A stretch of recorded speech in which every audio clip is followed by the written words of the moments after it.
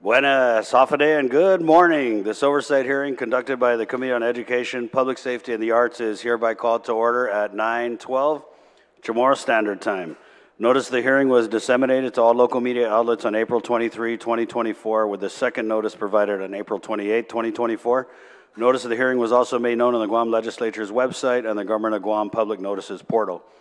This morning, the committee is holding an oversight hearing on the Guam Police Department with the following items on the agenda: unsolved homicides, death, suicide investigation protocols, status of body cam procurement, status of police vehicle fleet retention and recruitment, deaf and hard of hearing engagement protocols, and we'll also have an opportunity for public comment at the end of the hearing. I'd like to welcome my colleagues joining us today. My Vice Chair, Senator Chris Duenas, who stepped out for just a second, and of course, Senator Tello Taidagui. Sidos Masi, Senators, for your attendance.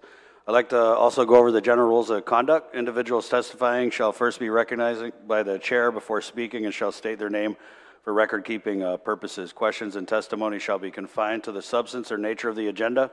Personal inference as to the character or motive of any senator or individual testifying is not permitted. The chairperson of the committee may order the removal from a hearing any member of Legislatura and Guahan who fails to observe proper decorum pursuant to Legislatura and Guahan's 37th Guam Legislature standing rules. Any violation of this general rule of conduct will result in the removal from the hearing by the host.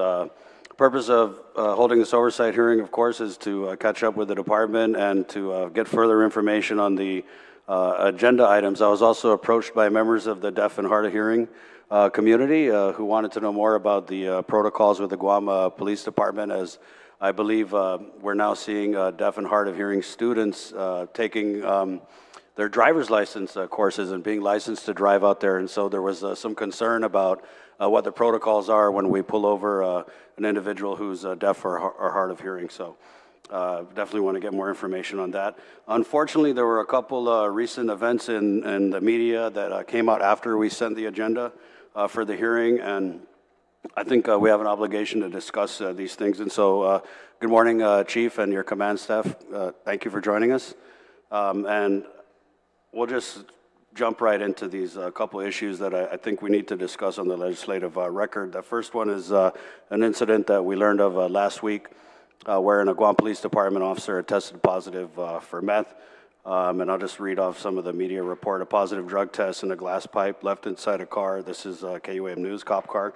Multiple police sources close to the investigation confirmed that a longtime officer with the Guam Police Department recently tested positive for meth. The officer, who was recently transferred to the Southern Precinct, was tested at the request of a district commander after a glass pipe was found in one of the patrol vehicles during a shift change. An internal affairs investigation was conducted, but results of the case have not yet been made public. The unnamed officer remains on the force. And Chief, I haven't heard any information about this case since it was reported in the media, so I'd like to first ask you if you could provide any additional details to this.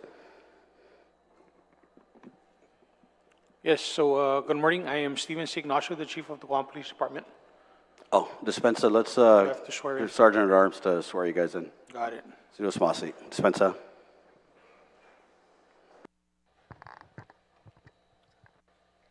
Under penalty of perjury, do you all affirm that any and all information you provide today, whether it be verbally, electronically, and in writing, be the truth, the whole truth, and nothing but the truth? Mr. Chair, under oath, you may proceed. Thank you to our Sergeant at Arms, Ed Pacagui. Sidos Masi, sir. Okay, Chief, please proceed. Good morning. I'm Steven Ignacio, the Chief of the Guam Police Department. With respect to your first question, there is an internal affairs investigation that was launched regarding the discovery of an drug paraphernalia inside a patrol vehicle, and we narrowed it down and conducted drug testing, and one of the officers did test positive, and so that case is under investigation. I can't say nothing beyond that at this point. Yeah. Thank you for that, Chief. Can you just tell me then what is the Guam Police Department's policy relative to drug testing and officers or individuals employed with the department who fail drug tests? So the Guam Police Department, generally most of our employees, especially our uniform officers, fall into what's called a TDP, or test designated position. So they're subjected to random drug testing. We also do drug testing based on reasonable suspicion, which is the circumstances which led to this drug testing being conducted by several of our employees upon the discovery of this drug paraphernalia. The other way is, of course, coming into the Guam Police Department, pre-employment drug testing, and that's generally the circumstances under which we conduct drug testing. Further to the discovery of the drug paraphernalia, earlier last week, I had a random drug sweep at all of our precincts, just to take, this a step further to ensure that, we didn't have any drugs within our precinct that, is not part of evidence. And what were the results of those sweeps? Negative. No drugs were found. Are you going to be conducting any drug testing of the department since Yes. we've had this revelation? Actually, even before this happened, I have been working, my personnel officer and my services bureau, we have been working with the Department of Administration. Again, this is one of the circumstances which I do not control. I do not administer the drug-free workplace program for the government of Guam. As a line agency, I am subjected to the Department of Administration. In other words, if I want to do drug testing, all coordination has to be made through the Department of Administration's personnel services. Do you believe, or does the Guam Police Department have a zero tolerance policy for law enforcement officers who test positive? Is that your intention? Absolutely. There is no safe harbor anymore for law enforcement officers. Thank you for that, Chief. Senator Titleweed, I had one more issue to bring up before we hit the agenda, but did you have any questions relative to this?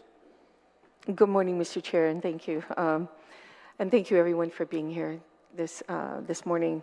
And I think, Mr. Chair, you covered most of it. I know it's difficult, Chief, for you to do these drug testing without it being a notification, because you said you have to notify DOA whenever you have these random drug testing? Yeah, in order for random drug testing to occur, it has to be coordinated through the drug-free workplace program, through the Department of Administration. They're the administering agency for the DFWP. Because of your agency and the severity, is there any chance that you'd be able to, bypass DOA? Because every time anyone makes another step to another agency, there's ears, and people are. We even find out where there's, speed checks, nowadays, and people are aware of it. But when it comes to something like this, have you looked at maybe being separate and apart from DOA when it comes to drug testing, and just keep it within your department so you have that under your belt instead of DOA? We would have to have a discussion with DOA because currently under the way the rules are structured, the drug-free workplace program does fall under the purview of the Department of Administration. So legislation can actually change that? Maybe legislation, so Okay, that we Mr. can Chair, administer our own. if I may make a random drug recommendation test. to... Already? Yes, Mr. Manadjan? Okay. Well, not Manadzan, but working on it. Okay. Thank you, Mr. Chair. And that's all the questions I have. Thank you, Senator Titleweed. Thank you, Senator. Senator Duenas? Good morning. Mr. Chairman. So sorry I had to take a call real quick. But I'm certain we're on the issue with regard to recent issues that have arisen in the media, correct? The drug testing? Yeah. So, Chief, I just wanted to, can you update once again the public in terms of the test designated positions and how you're enforcing that in terms of the tolerance levels? Yeah, again, so like I said, all uniform officers of the Guam Police Department fall into a TDP or a test designated position. So that means they're subjected to random drug testing. Other types of drug testing, again, like I stated earlier, is either a reasonable suspicion drug test or employment drug testing. And that's generally the three circumstances under which drug testing occurs for an employee of the Guam Police Department. So in the current, are you saying that the current situation is under investigation and so you're not releasing any details? No, I did say that the officer that tested positive was placed on administrative leave.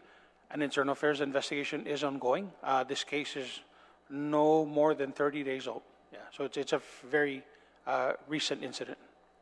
Thank you, Mr. Chairman. So I'll reserve my questions for during the presentation and when it opens up the opportunity.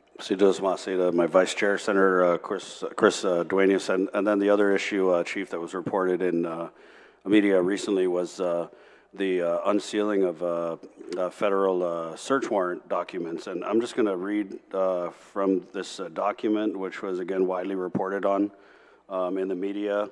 And I'm not going to read the whole thing, but I'm just going to, the purpose of the affidavit was that the Secret Service officer believed there was probable cause for a search and seizure warrant for 196 Senator Gibson Court in Sinaja, where an individual who was identified as a Guam Police Department officer currently resides. And this warrant was a search for, among other things, excessive amounts of money indicative of proceeds from hosting an illegal gambling operation, cryptocurrency wallets as proceeds of the crime, any physical or electronic ledgers or bookkeeping paraphernalia that is utilized in support of the scheme, and any computers or computer-related equipment or utilities that are utilized in support of the scheme. The officer writes, I believe evidence obtained represents evidence of violations of several federal statutes. The unsealed document goes on to state that interviews that Secret Service conducted with confidential informants and other individuals have identified a Guam Police Department officer as a police officer with GPD assigned to the SWAT unit. These interviews have also identified his immediate command and fellow officers as operationally involved with the club, including the facilitation, recruitment of players, and management of player funds. Fellow officers identified include, and in the document, again, these officers were identified by their initials, but I believe one media outlet at least had named the officers according to Guam Police Department sources, which I won't do here, but the initials are HMFC and TL. And the document goes on to read, I think there's one more section here.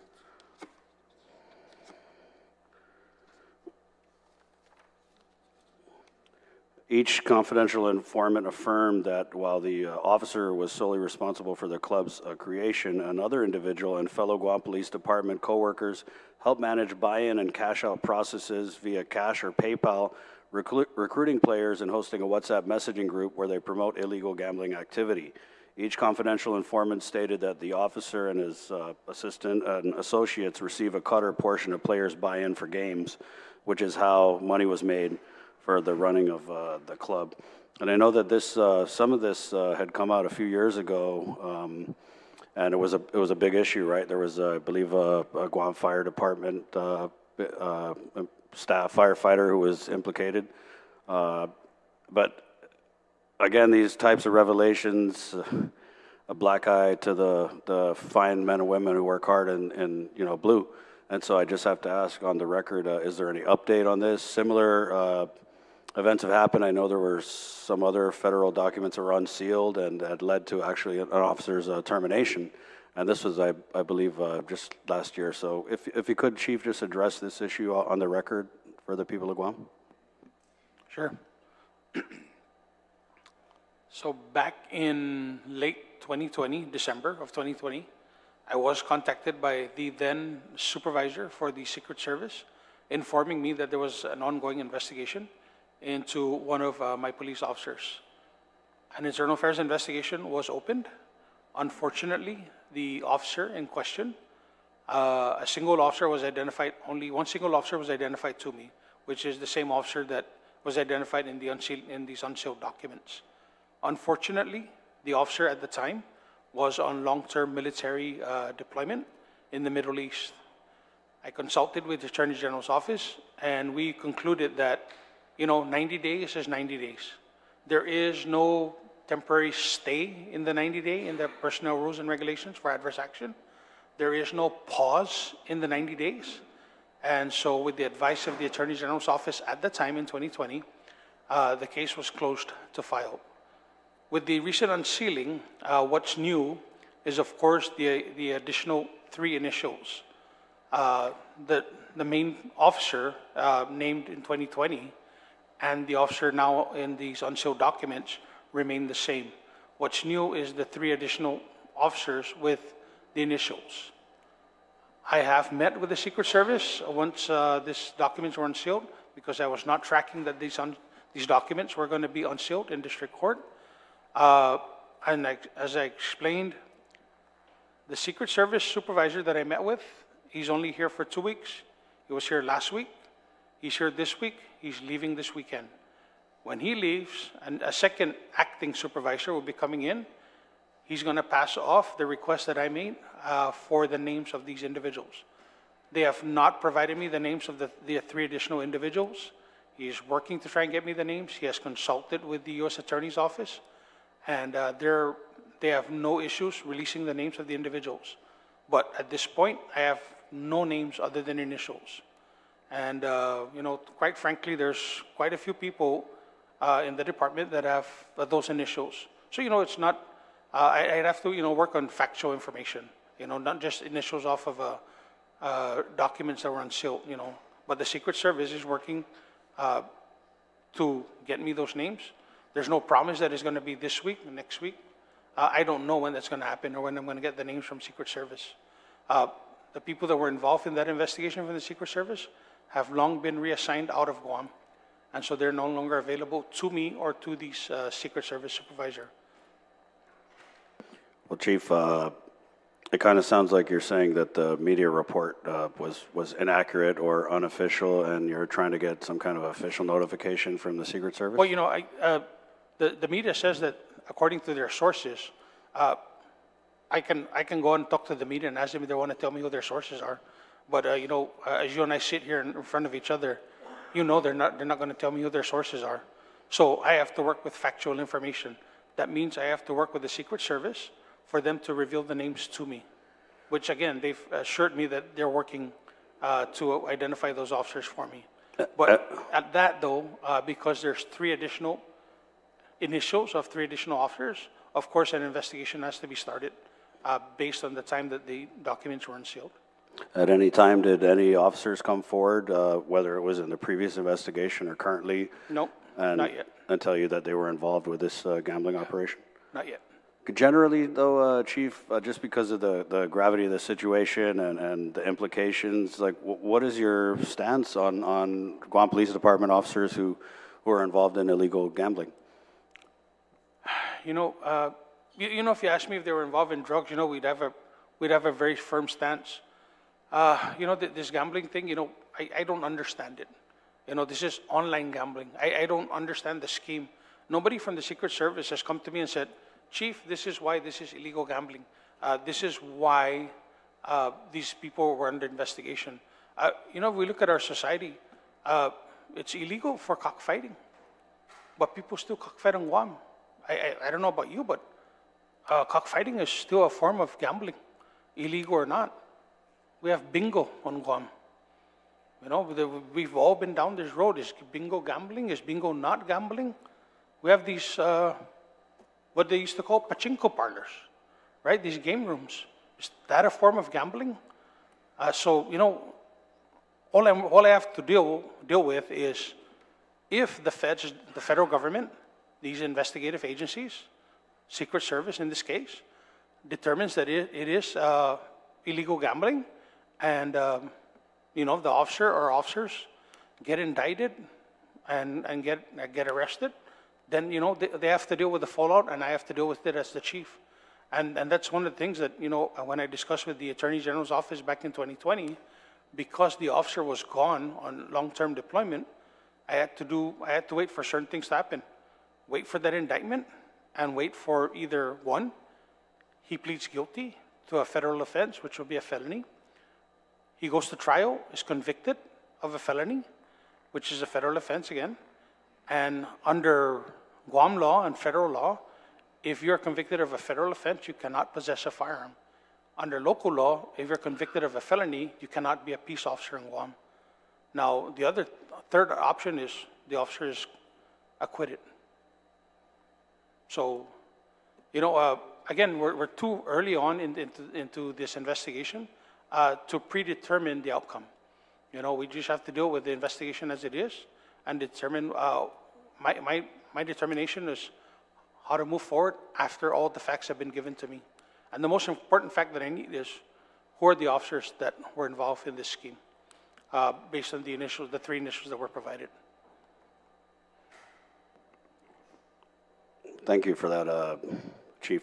I feel like you should have come down a little bit harder, though. For me, the takeaway is if the Secret Service is investigating it, I believe it's a problem because there are large amounts of money being won in any illegal gambling operation. And, yes, Senator, but maybe they're not paying the taxes on it.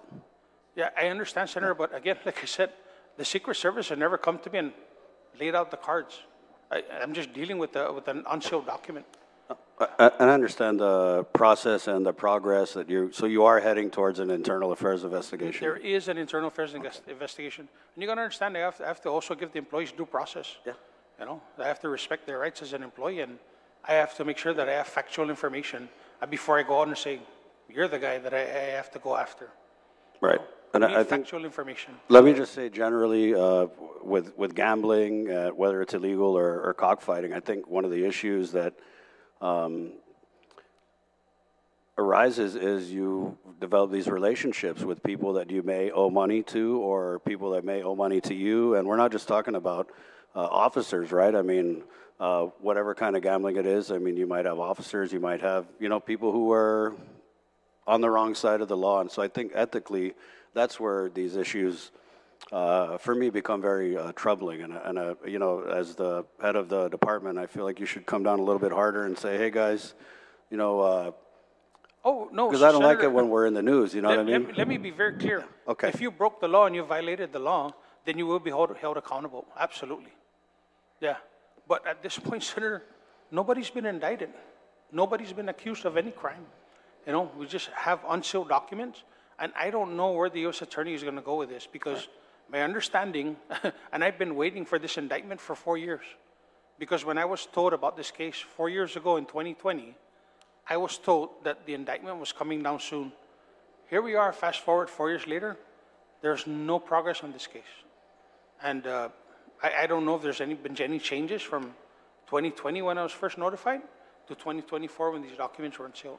Right. Yeah. No, I get it, Chief. And where I'm coming from is if we had unsealed documents last year and it led to a determination of a police officer, then I think, have a responsibility to ask, what the status would be with these revelations. And that's it, Yeah, and like I said again, the due process of the 90 days, I couldn't do much with the officer, the main officer in this case. Okay, thank you, Chief. Vice, did you have any questions on this? Jesus Masi, Mr. Chairman, and I certainly understand the way you've laid that out, Chief. I guess just on the record, because you're giving the scenario whereby the 90 days ran because of the deployment of the individual, given the fact that there's no positive identification outside of the initials, for the record, would you consider yourself at this time known or should have known? Or would that clock start with? The clock started, the second clock started, not for the first officer, the main officer. Correct. But the clock started when those documents were unsealed for the 3 officers with the initials. The clock started last week when those documents were unsealed. Without the positive identification of the individual? It starts then. I just have to work with what I have. Okay. Just that's so it's Yes, so sir. it's clear and known. I think that's this is. I know there's a lot of fine folks in here today, and this is the public. We owe it to them. And Yes, sir, as absolutely. much as we owe it to the service of our officers. So that when we're questioned also about how this goes forward, the chief was on the record. This is the statement. The 90-day clock starts on Yes, the sir. release. I unless there's another way around it, but I'm not. In my 5 years, 90 days is 90 days. It's never changed. Good enough, Chief. Just wanted to make Yes, sure it's sir. on the record. Thanks, guys. Thank you. Thank you, Senator Duenas. Senator Titagui? Good. Senator Fisher? Good morning. Thank you, and good morning, ladies and gentlemen. Good morning, Chief. I understand that there is, on this gambling issue, there is an internal affairs investigation going on? For the gambling? Yes, sir. Yes, okay. And it's my understanding that there's perhaps a continuing federal investigation? Or you don't know? I don't know. You have no idea? I Okay. have no idea. What about, and I assume that the similar answer for our own Attorney General, you don't know?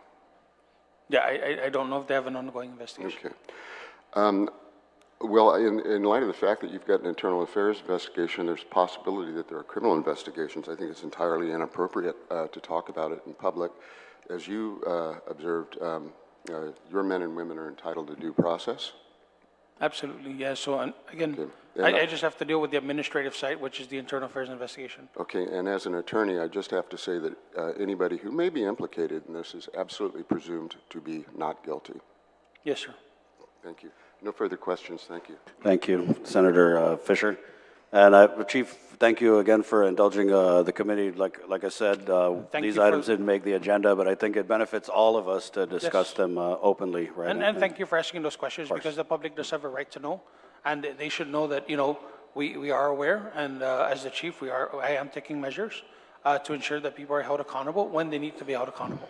Right, yeah. And so as you know, I introduced a bill to deal with retention issues, and just going through some of the social media comments, it was just interesting to me that people were saying things like, oh, they don't deserve it because they're smoking meth or they're gambling. And, I think so that's where we come in, and we, you as the leader address the accountability issues, and then we'll work on the policy, so.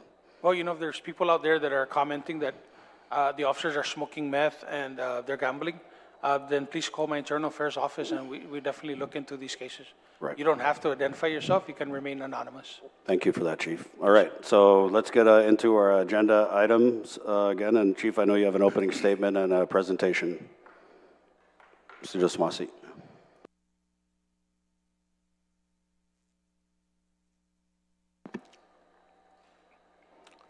Morning, Senator and Chairman Chris Barnett, Vice Chair Senator Chris Duenas, Senator Tom Fisher, and Senator Tello Tarigui.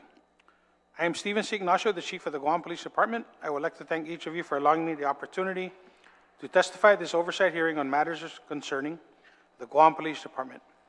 I have here alongside me members of my command staff, Colonel Joe Carbolito, Major Fred Chargaleff, Major Manning Chong, Major Andrew Kirigua, and my Administrative Services Officer, Ms. Nelly Asanuma. Today, I will be presenting on the following agenda topics: status of police fleet vehicles, status of body-worn camera procurement, unsolved homicides, death/suicide investigation protocols, retention and recruitment, deaf and hard of hearing protocols. Next slide, please. Status of police vehicle fleet. Our Guam Police Department police vehicle fleet consists of 66 patrol vehicles across 4 precincts, complemented by 4 motorcycles and 4 scooters. Currently, only 26 patrol vehicles are operational with various degrees of functionality, while the remaining 40 are non-operational due to various reasons, including crash damage, delays in receiving parts or servicing, or the need for further diagnostics. The heavy usage of these vehicles, operating nonstop every day of the year, substantially contributes to the depletion of our fleet. From 2020 to 2023, 44 of our police vehicles were damaged in crashes. We are currently awaiting clearance from GSA for blanket purchase agreements that will facilitate essential maintenance, repairs, and supplies. With the assistance from the Governor and Lieutenant Governor, we've identified funding for 28 additional police package vehicles. Bid specs have been prepared, and we are in the process of submitting the bid package to General Services Agency, or GSA. Additionally, we have applied for several federal grants to further support our fleet needs and are exploring alternative procurement options through the federal GSA. Securing adequate funding for police vehicles has been challenging. We are looking forward to Senator Barnett introducing the OVIS fee increase, which would significantly boost our funding. This measure will increase the fee from $3 to $8 per vehicle. Currently, GPD only receives $300,000 annually from a $3 fee per vehicle.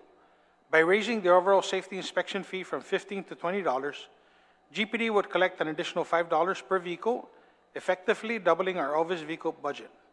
This increase is crucial, especially considering that the cost of a fully equipped police vehicle now reaches $86,000. We are advocating strongly for support to proceed with this measure, which is vital for maintaining and enhancing our fleet capabilities. Next slide. Body cam procurement. In FY 2023, our efforts to procure body cameras fell short as none of the bidders met our specifications. This fiscal year, we've diligently revised these specifications to better align with current market standards. We have submitted the updated bid package to GSA, and it's set for publication on May 21st, 2024. Next slide, please. Unsolved homicides. I am proud to highlight that the Guam Police Department's remarkable achievements in solving homicide cases. In 2022, while the national average for solving homicides stood at 52.3%, our department investigated 13 murder cases and secured 12 arrests achieving an outstanding 92% solvability rate. Building on this success, in 2023, we maintained our track record by closing all 7 homicide cases with arrest, resulting in an 86% solve rate even after a recent acquittal. These results represent our commitment to thorough investigations and collaborative efforts with the community, ultimately ensuring justice for victims and their families. Next slide. Death or suicide investigation protocols.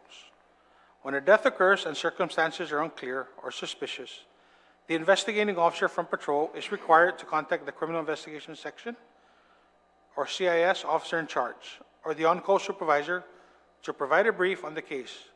This protocol applies particularly to unattended deaths. Following an arrangement with Dr. 9, the CIS supervisor advises on various aspects of the scene investigation, including the condition of the body, health history, medications, and any signs of struggle or foul play. If the situation cannot be adequately assessed by the initial response, further examination by an on-duty CIS team may be deployed. Depending on the findings, the Chief Medical Examiner, or CME, may be contacted to determine the necessity of their presence at the scene. In cases of suspected foul play, the decedent is placed in a sealed body bag, transported directly to the CME, and escorted by the Criminal Investigation Section. Non-suspicious cases, such as natural deaths, accidents, or suicides, are handled without seals or escorts. For hospital deaths deemed suspicious, similar protocols of sealing and tagging by CME designee apply. CIS maintains communication with the CME regarding all potential cases and autopsy scheduling. Though CIS present isn't required at all autopsies. To add to this, we recognize the importance of continually improving our procedures and maintaining rigorous standards. In collaboration with the Office of the Chief Medical Examiner, we are committed to updating our approach to death investigations. Recent reviews have brought to light certain gaps in the current protocols as outlined under the Post-Mortem Examination Act. These gaps pertain to the responsibilities of the Guam Police Department and the Guam Fire Department in the initial stages of handling death scenes.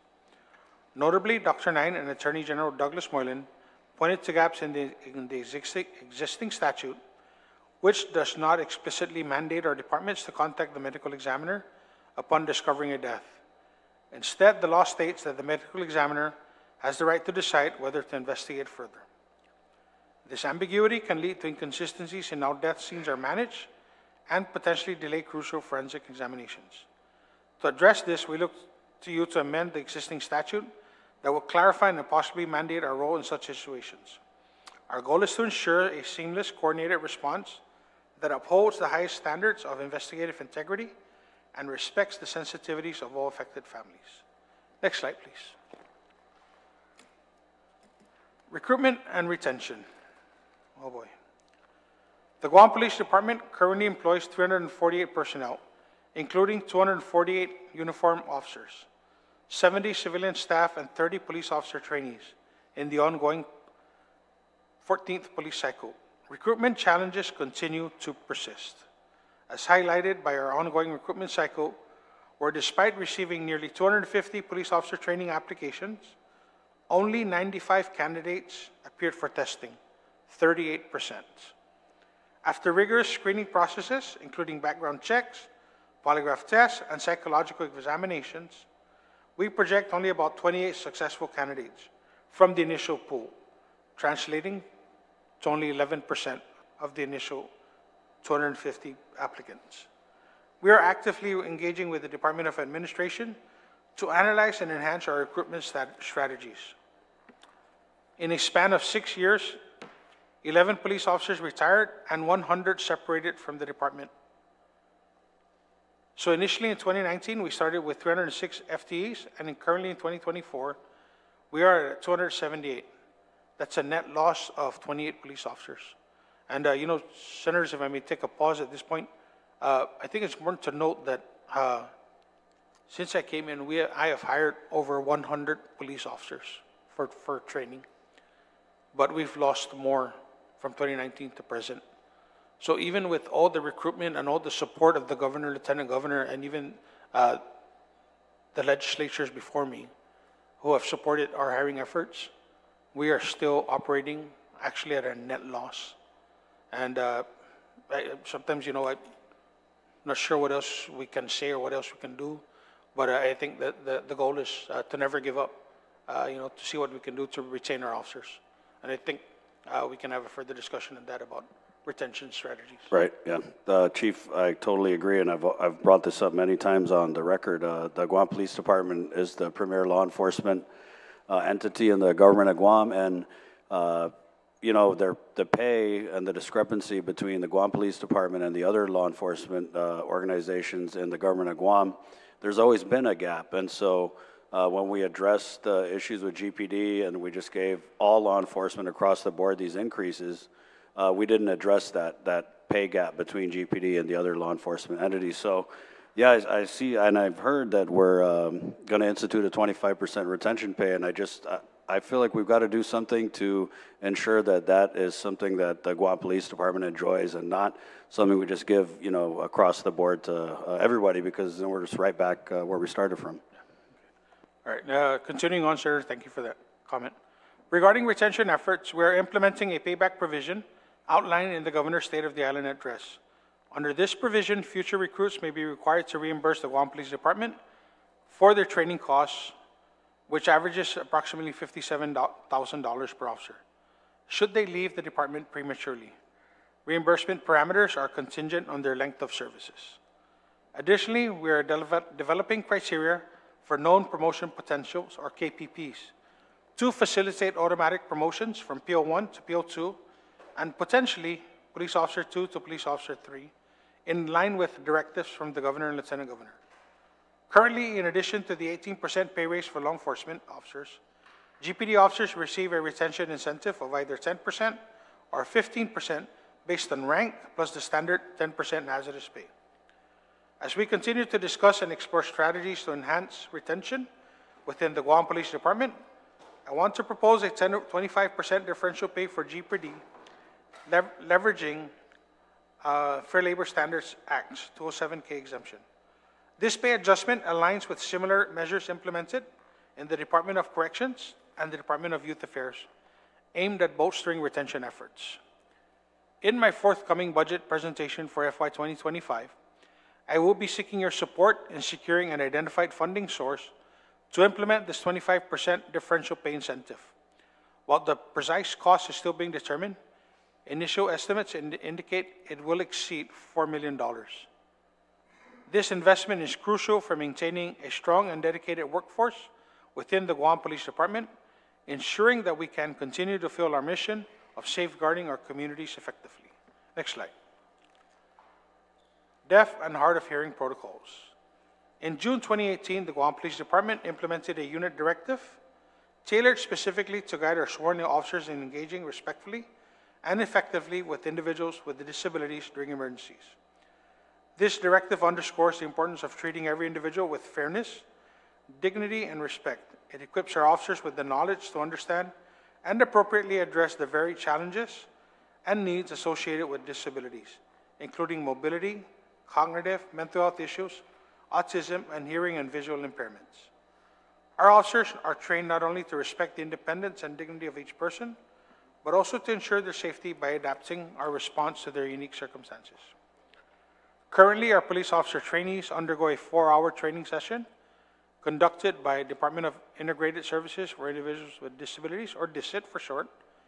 Despite these efforts, we recognize the need for improvement in serving this demographic and are committed to exploring additional resources and training opportunities with DISIT and the Guam Developmental Disabilities Council. This includes acquiring specialized equipment and enhancing our capabilities for better communication and collaborating with the Bureau of Statistics and Plans for assistance with language interpretation and access in order to strengthen our ability to serve limited English proficient and deaf or hard of hearing persons. As Chief of Police, I have prioritized inclusivity in our workforce. One of my first hires was a person with a disability, reflecting our commitment to a diverse and inclusive department. In closing, on behalf of the entire Guam Police Department, I want to extend my appreciation to each member of this esteemed legislative body for your attention to the critical matters surrounding public safety, and emphasize the importance of your support now and in the future to unify efforts and advance initiatives for the betterment of our department and the community we serve. Sidus Masi. At this point, Senators, I'm open for questioning. Sidus Masi, Chief, for your thorough presentation. I'd like to, Vice Chair, did you have any questions on any of the topics? Sidus Masi, Mr. Chairman, and once again, thank you, Chief, and the command staff and those who are here today to provide critical information to us. So I'm just going to kind of go down the list and go through a few notes that I made. Chief, so I'm glad to hear that the funding's identified and you're underway on the 28 additional vehicles. Can you give us a time frame in terms of that procurement process? We already completed the bid specs. We're now working, we have an identified funding source. We're now working with GSA.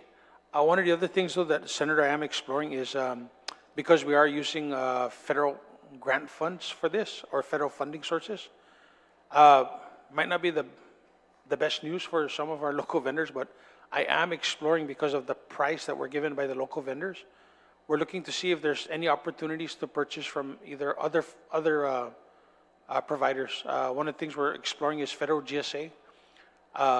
So I had a conversation with Dr. Ricky Hernandez. So they have a grant that they're leveraging for electric vehicles, and because there was no responsive bidder on Guam, they're leveraging federal GSA. I do have a responsive bidders on Guam, but I'm looking at, is there other opportunities to explore? But at the end of the day, that's the price that we're given, and that's the funding, that's the price we have to pay for buying police cars in Guam. At 86,000 is wow. In 2019, we bought a whole fleet for about 47,000, and I think with the pandemic, and all the other supply chain issues that have really caused a disruption in the automobile market, we're now paying a hefty price for a police patrol vehicle. Yeah, Chief, I'm a total buy local guy, but Yeah. the thing is that we're in an emergent situation, I believe. I mean, We're looking at like where you're going. who can be more responsive to our bid specs, and we're looking at are there other opportunities out there to explore in terms of a lower cost maybe, and also one of the things we have to consider is we don't even know delivery dates. I mean, I've heard rumors that sometimes the delivery dates are anywhere from 12 to 18 months, and sometimes even longer.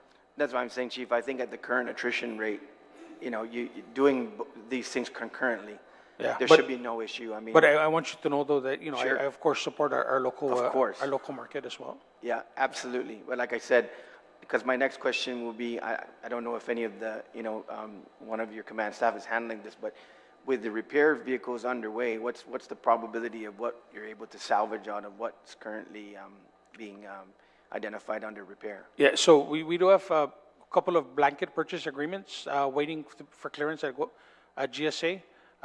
Two of them that we usually issue every year is one for repairs and diagnostics and repair, bumper to bumper. And the second, of course, is supplies that we need to replace. Oil, tires, filters, headlights, things that our mechanics can do beyond what our mechanic can't do. And let me just talk about my mechanic. I have one. I've tried to hire, and we talk about retention. I actually hired a mechanic on Monday, and he quit Wednesday. And we asked him, "Well, where are you going?" He goes, "Well, this other employer offered me $3 more per hour." I didn't realize that even in the general pay plan, we're just not as competitive as other people. I didn't realize this. I've talked to the fire chief before, and he's always been having a hard time trying to find mechanics for his staff. Yeah, Chiefs, we still have the ability to outsource though too, right? Yeah, and that's why we turn to outsourcing some of our repairs. And then even at that, when we do blanket purchase agreement for repairs, we're still waiting for the dealer or whoever's got the contract, because they have a hard time sourcing parts as well. Yeah, that's something saying, Chief. I don't think anybody's gonna, get excited about the fact that you need to use your federal funds to just, put the foot on the metal, pedal to the metal and get what we can on island, and in the meantime, have concurrent procurement for local vendors, because it just looks like the attrition rate's going to continue, and you're going to, by the time you have your local, procurement set up, you probably already lost another how many vehicles, so it's going to make sense that you have Yeah, that I mean, succession planning.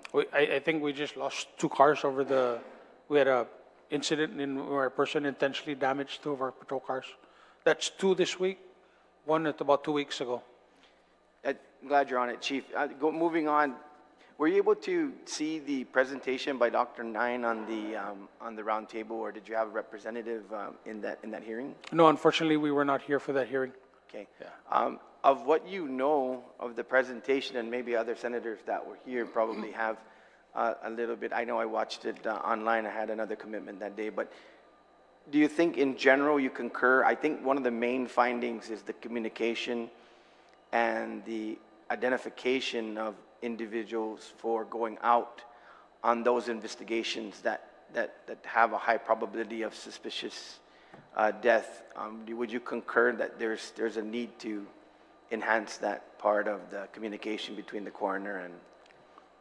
So, at the end of the day, it boils down to who's at the scene and who responds first. The officers, the Guam Police Department, we're it. When there's a death that occurs in the community, when somebody's found dead at their residence, the side of the road, wherever a dead body may be found, the Guam Police Department is called first, or the Guam Fire Department. If the officers, have to use their training to determine if there's anything suspicious regarding that death, or they can't make a determination, then they have a responsibility to call the criminal investigation section. I think some of the gaps is who responds first, the Guam Fire Department or the Guam Police Department, or are we both there at the same time? And, it's just recognizing, that this death probably needs to fall under the purview of the Chief Medical Examiner, because at the end of the day, the CME has purview over all death cases on Guam, dead bodies. So you're comfortable with the investigative level and what's being discovered?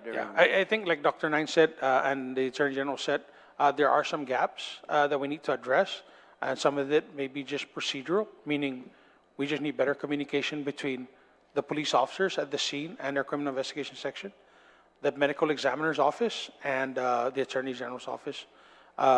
We'll see how things goes, because I guess this is Dr. Nine's last week on island. I know. And, I'm a member of the Postmortem Commission, and that's another struggle that we have to deal with.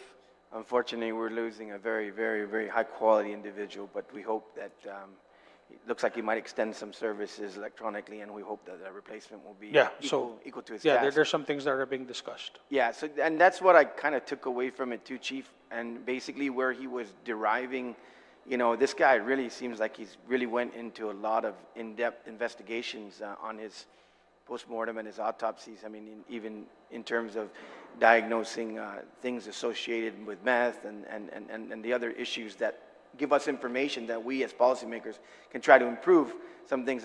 What I saw more than anything else was essentially he was basing himself on the findings and saying, if we collaborate a little better, just to make sure there's that level of confidence in the community that investigations are there when things look like they might not be quite right associated with a death investigation. So, but I'm glad that that concurrence and that discussion is going on.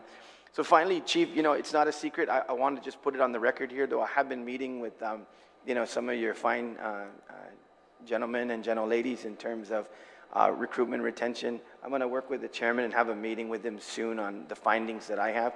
Your folks have a lot of great ideas, and to include not just the salaries, but also the benefits package enhancement. And I want to go on record once again with our Oversight chair and I said this to the guys that I've been meeting with, a lot of people don't want to do what you guys do, and that's the bottom line. So we're going to have to draw that line and be very clear. I know it's not the best political thing to say, but we're going to have to draw that line at some point and say, blue is going to be a little different. There is going to be a package that comes forward at some point that says, look, these benefits are reserved for these guys, because nobody wants to do what they do. And I think that's the way we're going to stop the bleeding and make sure that you have a true retention tool, which is your guys know that they have short-term and long-term benefits to keep them from hopping over the fence and going to the federal side. It's probably never going to be equal to the pay. But in terms of benefits and other things that are more long-standing, that you spend your entire career literally going to work every morning, not sure that you're coming home at night, it's a different ballgame.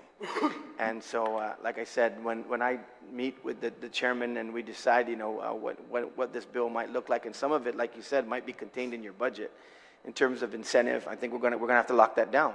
You know, that belongs to Blue, because the bottom line is it's just a different job.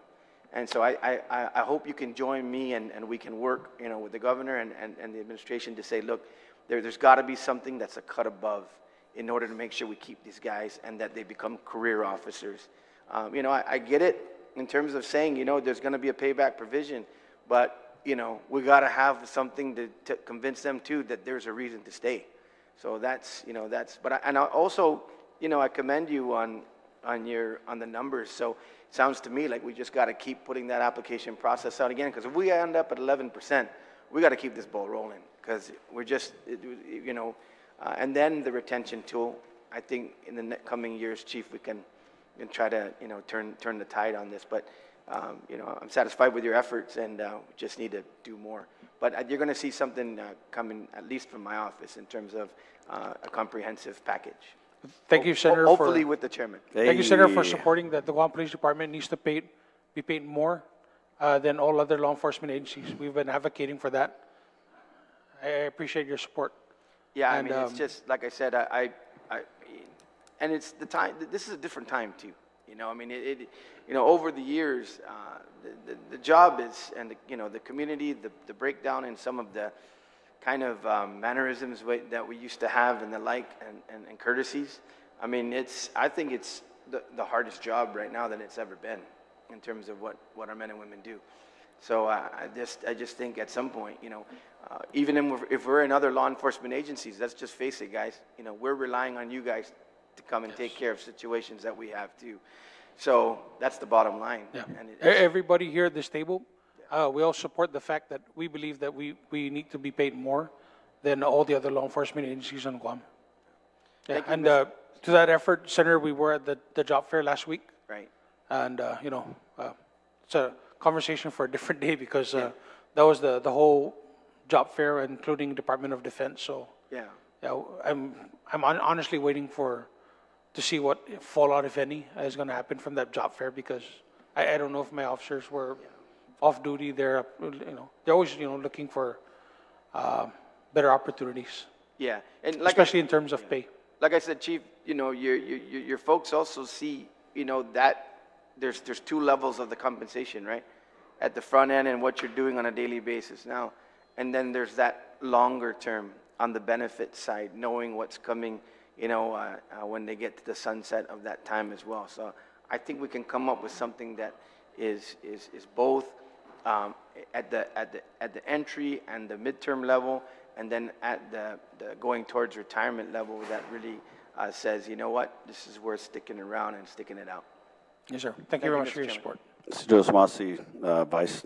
Yes, all the way, Guam's premier law enforcement entity is a Guam Police Department, and I think we got to pay you guys like that. And you know, the problem is, we want to do that, totally support it all the way, but you know, just hope that the other agencies don't, you know, get their senator to introduce something. And like I said, we're just going to still maintain that gap. I mean, you guys are out there on the front lines. You're doing the work, right? That, I mean, a lot of these other law enforcement entities, you know, I mean, I'm not going to say they don't want to do it, but maybe couldn't do it. And we have to show you guys that you're important to this community. And I think that, you know, the Vice is absolutely correct. There are short-term percentages, retention that we can implement that you're working on. But then also what I hear from a lot of the guys is they want to see it reflected in the retirement package, right? So, you know, we support anything we can do to elevate the Guam Police Department status as the premier law enforcement entity, and to really pay you guys what you're worth, and to pay you, you know, what it takes to do the job. Yeah, and I think, you know, it boils down to you look at the volume of work across the law enforcement agencies, and you'll see that the Guam Police Department, the men and women, stand out significantly. Biba. Senator Fisher? Thank you very much. Back to the oversight hearing. Sir, looking at your report, there's a lot of acronyms used that I'm familiar with some, not familiar with others. Maybe the people watching us at home are not familiar with them. Sure. We've used the phrase BPA, Bravo Papa Alpha. What does that mean? Blanket purchase agreement. So that means that we're asking for under $50,000 for a blanket purchase agreement for vehicle repair, bumper to bumper. Okay, and so under a blanket purchase agreement, if GSA, I'll ask you about that in a minute, ever releases it, you can use the $150,000 to fix a transmission, but you can also use the $150,000 to replace, I guess, light bars and everything else? Yes, sir. Okay. Yeah. And obviously, because you don't know from day to day or time to time what need you're going to need or what need you're going to have, you've got to have a checkbook, right? You've got to be able to... Right, and that's where the blanket purchase agreement comes in, is that it's a full bumper-to-bumper coverage for maintenance and repair. And so whoever the selected vendor is, we drive it in and says, the car won't go on drive. Can you please diagnose what's wrong with it? It doesn't work in reverse. The camera doesn't go on. The light bar doesn't work. And then, okay, so you can turn it in, if you had a mechanic, I suppose, or you had somebody under contract to do the work, you could give it to them, they'd do it. And when you said $150,000, does that mean there's a cap on expenditures? No, that's just the starting point. Okay. And so from time to time, when we get close to exceeding our $150,000, we work to see if we can add additional money into the blanket purchase agreement. This is kind of a technical question, but the vehicles, for the most part, that GPD uses, are they kind of high performance with specific sorts of tires and police tire, police transmission, all this kind of stuff? Generally, when we go out and do what we call a market research, we use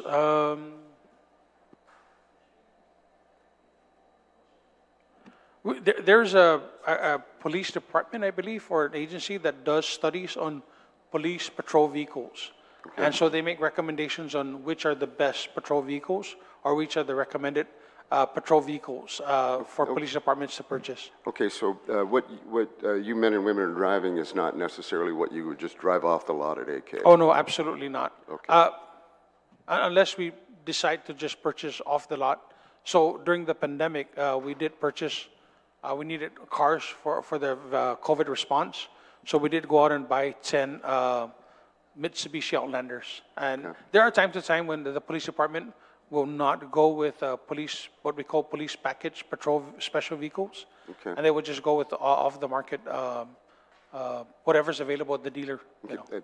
What I'm aiming at here is because your vehicles are somewhat specialized and not off the lot, $150,000 as a BPA does not sound like very much money. I would imagine the department, considering the wear and tear you guys are required to put into the vehicles, it just doesn't sound like a lot. No, yeah, it's not.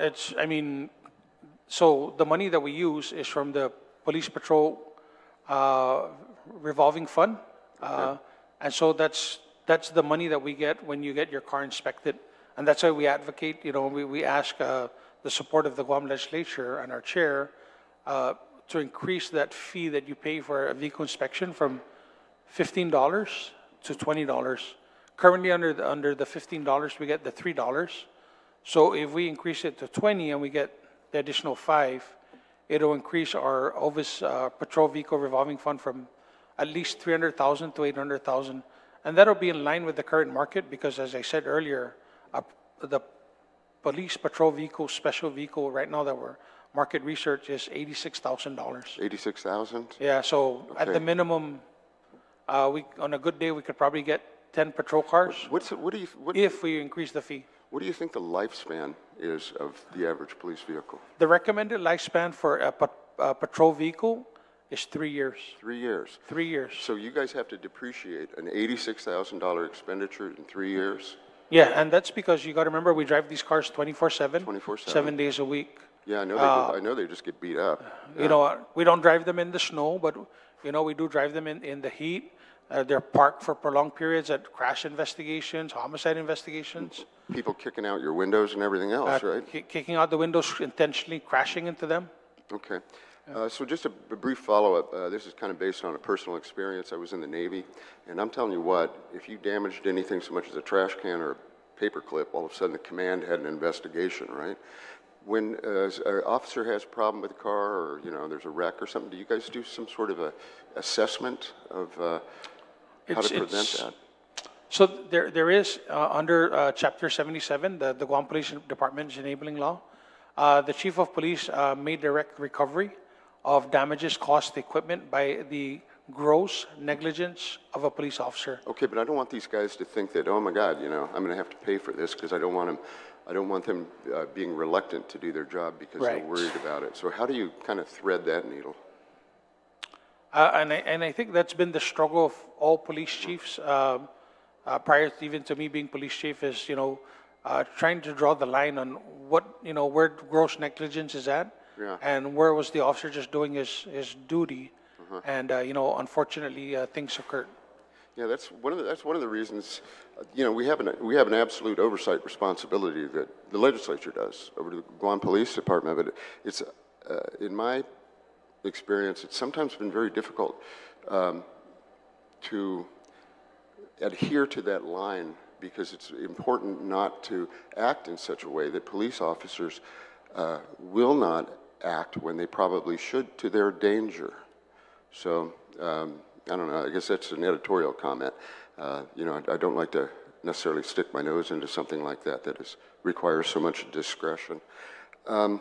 Another acronym you've been using is OVIS, O-V-I-S. Could you explain that? Yeah, that's Official Vehicle Inspection Service, or that's the name that they give to the fee that you pay when you get your car inspected. Okay, that's an OVIS fee? It's called the OVIS fee, yeah. And how much is it now? It's $15 when you go get your vehicle inspected. Of that $15, the Guam Police Department gets $3, which gets deposited into the Police Patrol Vehicle Revolving Fund. How much does it produce? Excuse me? Just in general, how much money does the OVIS fund? It generates for the Guam Police Department about a little over $300,000. So that means there's about 100,000 cars that go through an inspection and are registered annually. Okay. I'm sure people have opinion about registering their cars annually, right? Okay, so that's what the OVIS fund is. Yes, sir. All right. I'm just going to jump around here a little bit, sir. You talked about, at the very beginning, you talked about the implementation of the body cam program with GPD, and it seems kind of counterintuitive that police officers would want to be videotaped in the execution of their duties, but that's not the case, as I understand it. You guys actually like body cams. Yeah, we support it, and I think studies have shown that, officers who have body cams, it decreases the amount of complaints against the officers, and it also provides clarity on, what actually occurred during an incident. Okay, and it's obviously pieces of evidence too. Yes, and it is evidence in a criminal proceeding. And I think I'm correct that one reason a police officer might like that is because the police officer is going to be able to avoid unfounded, untrue allegations of police misconduct. Right. Okay, and I want to talk a little bit about money. I guess the governor said that she supports this idea of for reimbursement of training costs from early bailouts. You're talking about the payback provision? Yeah. So, of course, one of the things we're finding is that we train a police officer training, a recruit, and about a year or two after they graduate, they're taking that's exactly what happened with two officers recently. We trained them, we spent a year training them, and then after about a year on patrol, they're out. They jumped ship and they went to Marine Corps Base Camp Laws. Okay, now I assume these are primarily young men and women who are coming in for training. Mm-hmm. Do you think that the specter of perhaps having to repay up to 57,000 or more might be a kind of a barrier to entry? Like the young person would say, So the 57,000 includes their salary. So we're not going after their salary because, you know, you cannot force somebody to pay back a salary because they worked for that salary. They earned that pay. Yeah. What we're going after is the money that we spent for the education piece, pretty much the police academy. okay, I get So we're looking at about $7,000 to $8,000 that we want paid back, so that we can continue to train other recruits that want to join the Guam Police Department. Well, I guess, I don't know, in my mind, I completely understand the equities of it. You invested in this person and they bailed on you, right? You want your money back. I get that. But I don't know, I'm just wondering whether or not it will depress, I suppose, your ability to recruit. I don't know the answer to that. I'm sure you've thought about it, but... Yeah, so I think that's important to note, that it's good to have a payback provision because it tells the potential employee or recruit, hey, this is not just you're going to come in, join, get trained, and then leave. You have to make a commitment. It's very similar to the Doc Sanchez Scholarship Program. Okay. If you want to join the Doc Sanchez Scholarship Program and get an education, you have to know beforehand that there is a payback provision if you don't stay in the government for X amount of years. And I think you said you're the former Navy. Same thing, right? When you join as a Navy, you either get a bonus but you have a commitment, right? 6 years. Yeah, you got a commitment, and if you don't fulfill it, they'll come and get you, you know? Right. So, yeah, I get that. I totally get the point behind it, and you're the expert on this, so it's just an observation, I suppose. Continuing to talk about money, I understand that your men and women have an overall pay raise of 18%. Yes, that was the governors implemented a 18% pay increase for across the board for all law enforcement. Are you all receiving that now, the 18%? These guys are, not me. Okay, not you, but the other guys are? Just them. Okay, and then, okay, we all get the pay raise thing, and then there's a 10%. The chief didn't get a pay raise, sir. Well, Just. well, all right. I'm sorry, I got a pay raise, but I don't get the 18%. All right. Well, we're going to have a car wash for you this Saturday. Okay. I'm doing okay. All right. You're doing more than okay, sir. What the retention incentive? How does that work? I know it's 10%. 10% of what? They get an additional 10% of their base pay. Okay. Yeah. And would that be every year or? No, it's calculated into their pay every 2 weeks. Every 2 weeks. Yeah. Okay, but it's just. So it's 18%. Okay. Plus 10% retention pay. Now we're at a 28%. Then plus the 10% hazardous pay. Okay, and I think this is kind of intuitive, but what is hazardous pay? Hazardous pay is given to those officers who work in a hazardous position. Okay. Yeah, it's defined under the generally all police officers. Okay, because I mean, as long as you're in the uniform. Oh no, except me again. Except for you. Except for me. Yeah. Okay, so that's the hazardous pay. Now the question I have is, that's 18 plus 10 plus 10. Are your men and women getting it, or yes? Okay, so we're not in one of these drills where we're waiting for DOA to. No. They get paid every 2 weeks. They get their 18 because the 18% is already calculated into the law enforcement pay plan. Are you all? Can you get merit bonuses as well?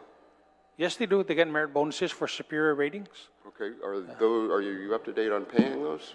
I think I'm about 80%, if not 85. Okay. Yeah, there's the glitches that they talked about yesterday, the hearing, the FMIS. Okay. So we got caught. So there's a handful of officers that are still waiting, but a large chunk of them have already been paid their merit bonus. Okay, that's very good to hear. And for those who are still waiting for their merit, and for those who are, especially those who are retired, and you're still waiting, please call my personnel section because we need to know about your situation. But for the most part, we've paid out our merit bonuses. Okay, well, you heard it here first. You'll write a personal check. Huh? No. Okay, so these guys don't have to worry. You're working. They're going to get paid. That's the point. Yes, and we're working through those issues. Okay.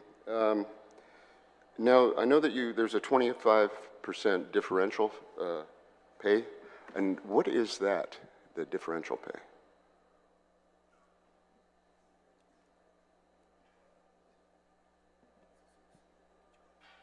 Yeah. So lucky for me, the Colonel Joe is also the former director of DOC when they implemented the 25%. And so he's able to tell me that it's the 25% is given for the risk factors associated with the profession. Okay. Excuse me. Now, you have civilian employees as well, correct? Yes, I do. How many? Do you? How many? Yeah. About 70 civilian employees. 728 or 78? 70. 70, okay. Right. Would you agree that your civilian employees are a vital, necessary part of the Guam Police Department? Every member of the Guam Police Department, uniform or civilian, is an integral part of the entire police department. Okay. Do you have anything offhand to say about the compensation for your civilian employees about the Guam Police? Because I don't know if do they get hazardous pay? I don't know. So the only compensation for the civilian employees is that under the general pay plan, I think last year or the year before, they were given a pay increase of 22%. Okay. Do you have input on how much your civilian employees earn? No, because they fall under the Department of Administration's general pay plan. Okay, so as much as you might want them to get increased pay, you don't have any control over it? No, I don't, sir. Okay, Yeah. all right. Well, I just, we're always rightfully talking about the men and women who are wearing the uniform. I don't think your mission would be possible without your civilian employees. Yes, they are, I call them the backbone of our department. Okay. Because they're the ones that make sure we get blanket purchase agreements and equipment and supplies and everything else. Okay, thank you for mentioning BPAs, blanket purchase agreements again, because why is GSA slow in issuing your BPA to get the cars fixed? I don't know, sir. I cannot answer on their behalf. Okay. Yeah. It came up in the hearing yesterday that there's, I believe, 2 staff at GSA that are processing not only tens of thousands of invoices, but also procurement's backed up to September of last year. So just wanted to put that out there. How long has the BPA been pending? Maybe about no longer than 60 days. Okay, Yeah, we just submitted the bid specs for the BPA. All right, well, frankly, in GovGuam terms, that's yesterday, 60 days. That's just the way it is. I really don't have any other questions, sir. But Chief, perhaps you would do me the honor and the favor of congratulating your men and women on the force for a job very well executed, very well done. And I can assure you, sir, and I hope you will pass this on to your men and women, that they are very much appreciated. Thank you. Thank you very much, sir, for recognizing their hard work. Thank you, Senator Fisher. I'd like to also recognize Senator Frank Blas Jr., our minority leader, and Senator Joanne Brown. Senator Brown, did you have any questions at this time? Thank you very much, Mr. Chair. Sorry for the delay. I had to do a teleconference at 9, but I was following up on the presentation here that was provided, and I wanted to ask the Chief, I understand the need for additional money to address your vehicle fleet. I do have reservations with the proposal to raise fees. I know. While some parts of our government are doing exceptionally well, and I don't know why you haven't gotten a raise. We've just had directors, including Director of Administration, just recently got a $10,000 raise. I know our chairman, I don't know if it's another 10 or 20 since 2 years ago. So I don't know how the administration's handling that, where some are getting those type of raises. I've never seen a $10,000 raise. I got a raise. You did get a raise? Yes. I don't know how much. I haven't checked. You don't know how much you I just got? get paid every 2 weeks. As we all do. How much was your raise then? Because it signed to your presentation kind of made it sound that you kind of been overlooked. I think it's about 9,000. Okay, and was that just for this fiscal year? Honestly, Senator, How was that implemented? I don't know. I honestly don't remember when I got a raise. Yeah. Like I said, I just come into work, and every 2 weeks I get a check. And my job is just to look out for the men and women of the Guam Police Department. Because again, I've never seen raises like I've seen lately myself. I mean, So I just wanted to clarify if you were not, I wouldn't want to see you skipped over because we've certainly seen other department and agencies, directors or. No, I recently requested for a VOE, and I noticed that I do get more per annum than the last VOE. Yeah. I appreciate the clarification, but on the proposal here, you're talking about increasing fees here that we would probably have to pay for our safety checks and our registration. I understand the need to increase the amount of money that you need, but I have reservation about passing this on to the public because everybody isn't living it up that doesn't work for certain components of the government of Guam. Others, wow, $20,000, $30,000 raises, amazing. But if we have all this excess revenue, Mr. Chair, then I think that those funds should be dedicated. This is another pocket in the government of Guam that we see as a critical need that we've not funded. And while we're, on the floor pandering to the public about wanting to spend $15, $20 million without reservation, there are key components, as I've mentioned in this government, that we're not properly funding and that we are not receiving the level of service. And I'm sure our people, public safety is at the top these days because of all the other issues we're dealing with, including the major drug problem that we have. So I would like to see, and I will be there for your budget, that we look at the Finance Committee to see if we can increase the amount of appropriation because, again, not everybody's out there on easy street. Most people, are still challenged to get by with all these additional increases. And when the time does come, when we're not able to continue to cover the funds that have been put aside for the power bill, and I appreciate that. I've got 2 households I pay power for, so I'm appreciating it. But I know that time is coming to an end, even though I have colleagues that are pandering every few months to address that. I think there's very much a need in these critical areas, Mr. Chair, that we need to put this money, because a few $100,000 to GPD on your fleet can make a very, very big difference. I know you elaborated a little earlier on the type of vehicles that were being purchased, and there was a lot of criticism at the time on these vehicles that were not what we would call, police department vehicles. Are you moving forward now with all your procurements to ensure that these vehicles meet the requirements so that when your men and women are out in the field there, that they have vehicles that are responsive to that need? Because we are not impressed with these Outlanders that were purchased that don't meet that requirement. I'm sure for your officers, this recently also happened at the port. I talked to an officer down there that told me, ma'am, there's no cage. So we arrest someone, we can't transport them. We have to wait for another vehicle to come.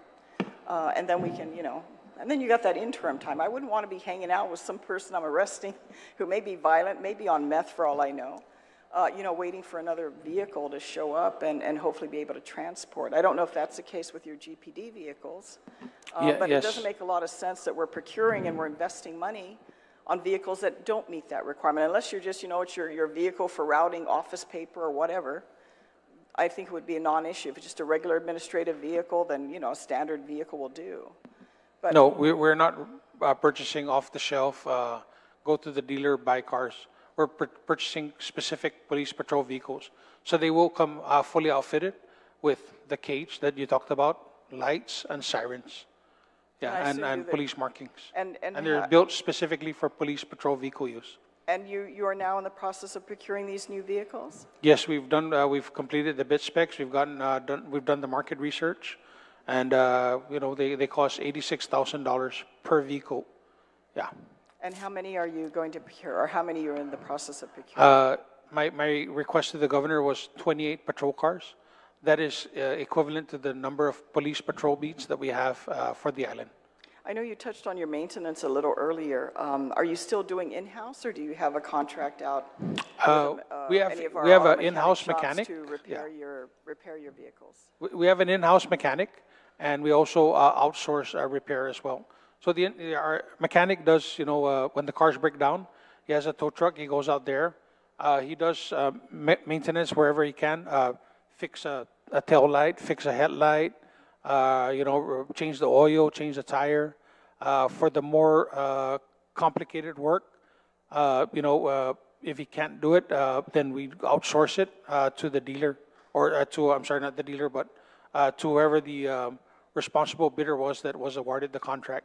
And do you have adequate funds to address that? I mean, how long? Because I'm reading your summary here, and I'm sure there's some vehicles, maybe because of damage or accident or whatever, may no longer be feasible to repair, or it's not Yeah. cost effective to repair those vehicles, I assume you're going to, survey those out of your fleet.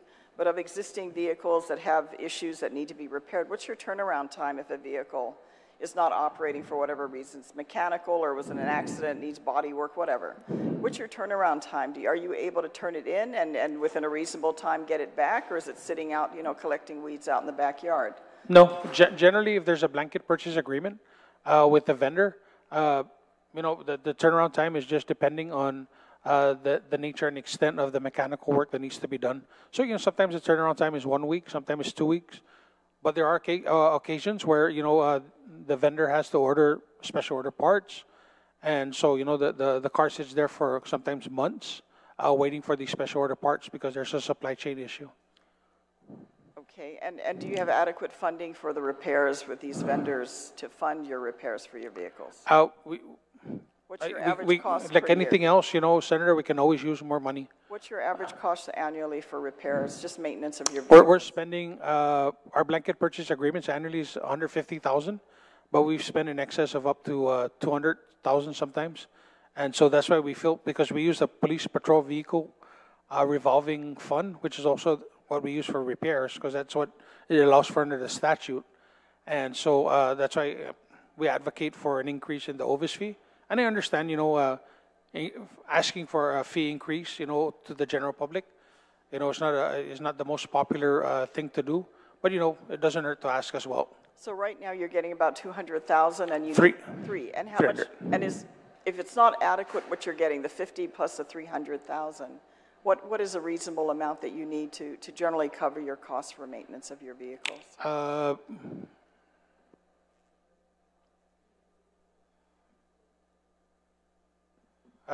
According to my ASO, based on what we're tracking, we need at least a minimum of $500,000 annually for maintenance. Are you going to ask for that in your budget, or do we have to ask for it? Are you going to meet, you guys have restraints on your ceiling, or what's the deal? So that's why we were asking for the fee increase, but if it's not feasible, then we'll incorporate it into other areas of our budget. So that means that we're not going to be reliant anymore if we're asking for an increase in our police patrol vehicle revolving fund. Generally, what's appropriated to us is what's collected from the OVIS fee.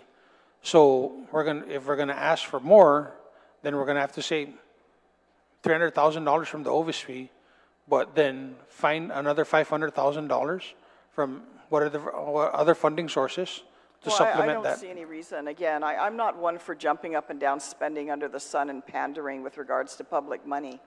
But certainly with regards to critical needs, I don't have any reservation of wanting to see this be appropriate. If we have all this money for everything else under the sun that most people may not see as absolutely critical, I don't see any reason why we can't simply add that to your budget if the money's falling, and the money apparently from some of my colleagues, it's falling from the sky.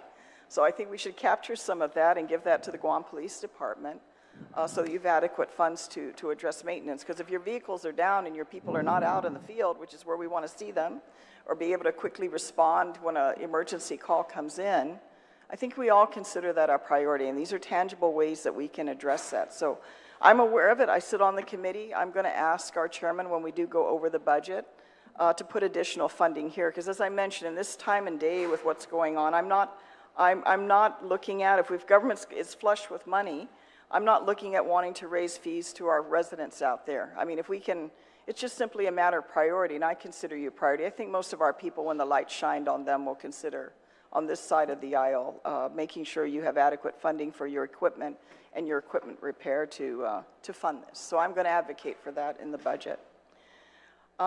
With regards to, I know it was mentioned by my colleague here concerning the payback, so to speak, for those up and coming that you provide training for. Is that now a formal policy the administration has put in place? I know we've discussed this for law enforcement to include Department of Corrections. Is this something you're implementing? Is this something we need to formally pass a statute to put in place so there's consistency moving forward, that if the taxpayer of Guam is investing in any one of these positions for training, that to put them and align them where they're able to be, literally cherry-picked for federal positions, that they're required to either serve the time or pay back the money, as it is with some scholarships that we receive. As you alluded to the Doc Sanchez scholarship, that if you don't reinvest your time back into the government, reinvest your time back to the people, that, you know, you pay it. And I don't have a problem with that. I think that's fair. That's a fair exchange for your service. We compensate you. You don't follow through with the agreement, you pay it back. Is that something you think we should formalize through statute, or has the administration implemented? Is that adequate, or maybe we should formalize it? I just want your feedback on that. So the governor did mention that she would like a payback provision during her annual State of the Island address. And so I believe the Guam Police Department is probably going to be the first law enforcement agency that's going to be holding a police academy after the completion of the one that's ongoing right now. So we are formulating a payback provision language for the employee, the recruit, to enter with the Guam Police Department and the Guam Community College. Because you also got to remember the apprenticeship program, which is what the money we use to train our officers, is administered by the Guam Community College. So we have to have, we've had conversations with them about how to implement a payback provision. And so we're still in the process of formulating the language for a payback provision. We believe that we can implement it through just a policy. However, if we come across a hurdle where it needs to be by statute, then of course we will approach our oversight chair to consider legislation. I appreciate the efforts that are being put with that apprentice program, and we did discuss, I understand that a test is given to determine whether or not an individual meets a certain criteria to be able to apply for the position of police officer. And we discussed in the past that there are some areas that a lot of your applicants, because I mean, you could have 50 applicants and we're lucky if 2, meet the requirements when they go through the whole process. Have you addressed with the Guam Community College what these inadequacies could be that we could help these individuals? I mean, because as I mentioned, to have the initial interest to begin with is important. If they're interested in wanting to become a police officer, that to me is a big important step. Maybe there's inadequacy in terms of their education, training, whatever, that needs to be focused on. So perhaps through that apprentice program, further assistance can be provided so that that recruit can meet those standards. Maybe they need a little extra work. Is there anything that you guys have looked at or discussed that can be enhanced with regards to that apprenticeship program so that perhaps we can maybe get more of these individuals to want to pursue and meet the criteria? I mean, we don't want them not to meet criteria, but is there additional assistance in areas, and maybe if you know what there are, I don't know if it's comprehension, I don't know if it's writing skills, whatever the case may be, so that they can qualify for these positions, because I rather have them in your uniform than out there, committing crimes because they're not able to get a good job, a good paying job. Because a lot of people don't start off with the skill sets. Not everyone has the opportunity to do that. So is there something more that can be added to facilitate through the Guam Police Department so that these individuals can come in as recruits, go through the apprentice program, of course, meet their marks, they work hard, they meet their marks, to qualify so they actually can eventually become a Guam police officer? So by the time you get into the apprenticeship program, that means you've gone through the whole vetting process and you're now going to start training. I think the front end of that is, what the products are being produced by the school system, whether it's the public school or the private school system. Unfortunately, I think when I testified to this a couple years ago, probably 60% of the people that take the entry-level test for the Guam Police Department can actually pass the test. I know 95 took the test out of 250. I honestly don't know the number yet of that 95, how many passed the written test. The written test at the Department of Administration, based on our conversation with them, is geared to a 10th grade level. So really, I'm not going to go to the Department of Administration and ask them to lower the test standards. I mean, I can't dumb it down anymore. Because at the same time, I need to have intelligent people that are going to work out on the streets. Because at 10th grade level, you should be able to pass that test. Yeah. And if you can't pass the test, but the struggle is not only with the Guam Police Department. I've had a conversation with, I think, a former member of the Guam Education Board. They were approached by the military as well because the students couldn't pass ASVAB tests. And so, that was alarming that we can't pass a 10th grade level test at DOA or a military service entrance aptitude test. Yeah, well, I'm not by any means advocating lowering the standards, so there's no misunderstanding there. One of the things I'm simply wondering what can be done, and if it's at that level, do you know primarily for those that have taken the test that have applied for the Guam Police Department. Is it reading comprehension? Is it writing? Do you know what the main deficiency is for those that have applied specifically for the Guam Police Department? Do we know what they're getting their low scores on? I'll check. I can get back to you, Senator. My personal officer, unfortunately, had to leave. But just, overall, just they just can't pass the test. And I think you are right that I think the two focus areas are reading comprehension and math. That's where the struggle. I'm just bringing it up because maybe that's something we need to expand the programs on for them to maybe go back and take that, and then maybe go back and take the test, and then hopefully, they can qualify to be recruits. I'm just saying that because the interest is there, and we don't have enough officers, how can we help facilitate? Because some people just need a little extra time. Not everyone's the A student at the front of the class. Yeah. So we've had conversations already, and we have been moving forward with Tizen High School. So we're trying to implement a pilot program similar to a GROTC program, where you go on a career track towards law enforcement or the Guam Police Department. We do have a curriculum from a school, I believe, in Arizona or Tennessee, and they do have a 3-year program that gets you on the track to become a police officer. So thanks to the Dr. Swanson and especially Ms. Sophie Duenas at Tizen High School, we are on track into looking at establishing a curriculum. And something that we also have to discuss again with maybe the Guam Community College, Dr. Okada, to establish a career path similar to like automotive, culinary, things like that. Well, I look forward to hearing more about that program as you guys facilitate. Mr. Chair, is this my last chance to ask a question, or do you want to move on to other things on the agenda, and I'll ask this last question? Okay. I just have one other question, certainly. Sure. I appreciate that. With regards to Highway Patrol, we met in December about the non-compliance with regards to the license plates. And I know we still need to meet with your key staff with mine so that we can have that discussion. I mean, the law, I understand, is already in place. So we don't need to address, putting it in statute. It's already there. It's just a question, do we increase the penalties? Or how do we facilitate awareness? Because since this issue has been brought to my attention, as we discussed, it's more evident to me. And I can appreciate wanting to style my car too. But I see a lot of these license plates that are covered. Before you have a nice frame, now they have the plexiglass. I assume it's plexiglass. And some of it's tinted plexiglass. And you don't have the ability to see the license plate reflected at night when lights beamed on it. And certainly I can have a car right in front of me now. I'm paying attention on the signal light, and I can't read the license plate in the car right in front of me, beyond my hood. So I'm sure when you're out there and your people are out there doing enforcement, whatever the case may be, how do you distinguish, and why is there no consistent enforcement with regards to that? Because it's getting more prevalent of covering and making these license plates almost not visible to anybody, least of all those of you that are doing enforcement out on our highways. Yeah, so from the last meeting that we had, we did push out a directive that, this needs to be enforced. But, besides enforcement, we also did an educational push. I have a show every Tuesday, Chat with the Chief, on 105 The Wave. Okay. And so we did bring in the Highway Patrol to talk about some of the more common motor vehicle violations, tinted, covering license plates.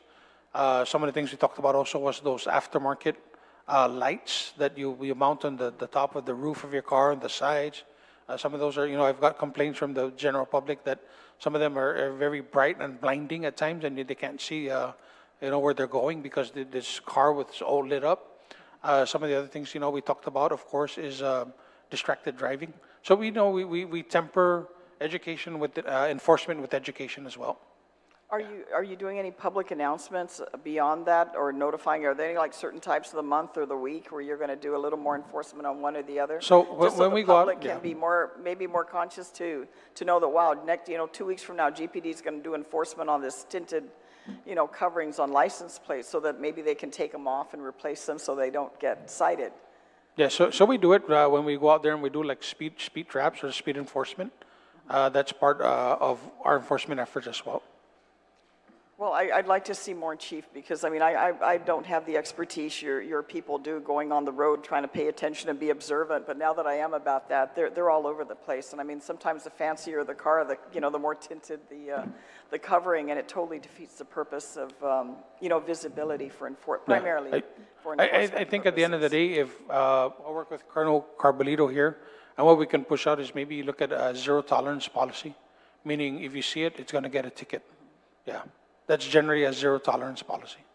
But of course, we're going to have to push out education first, saying, you have 2 weeks, from this date.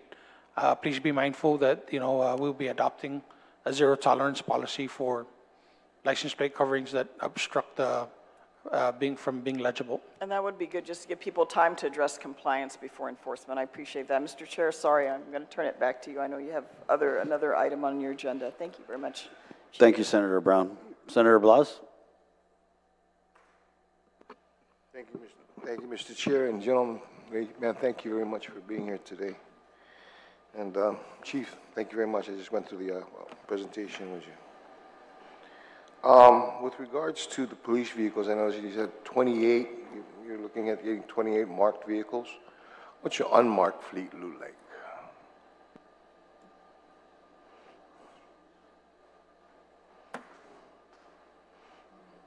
Because I know that your unmarked fleet is just as important as your marked fleet.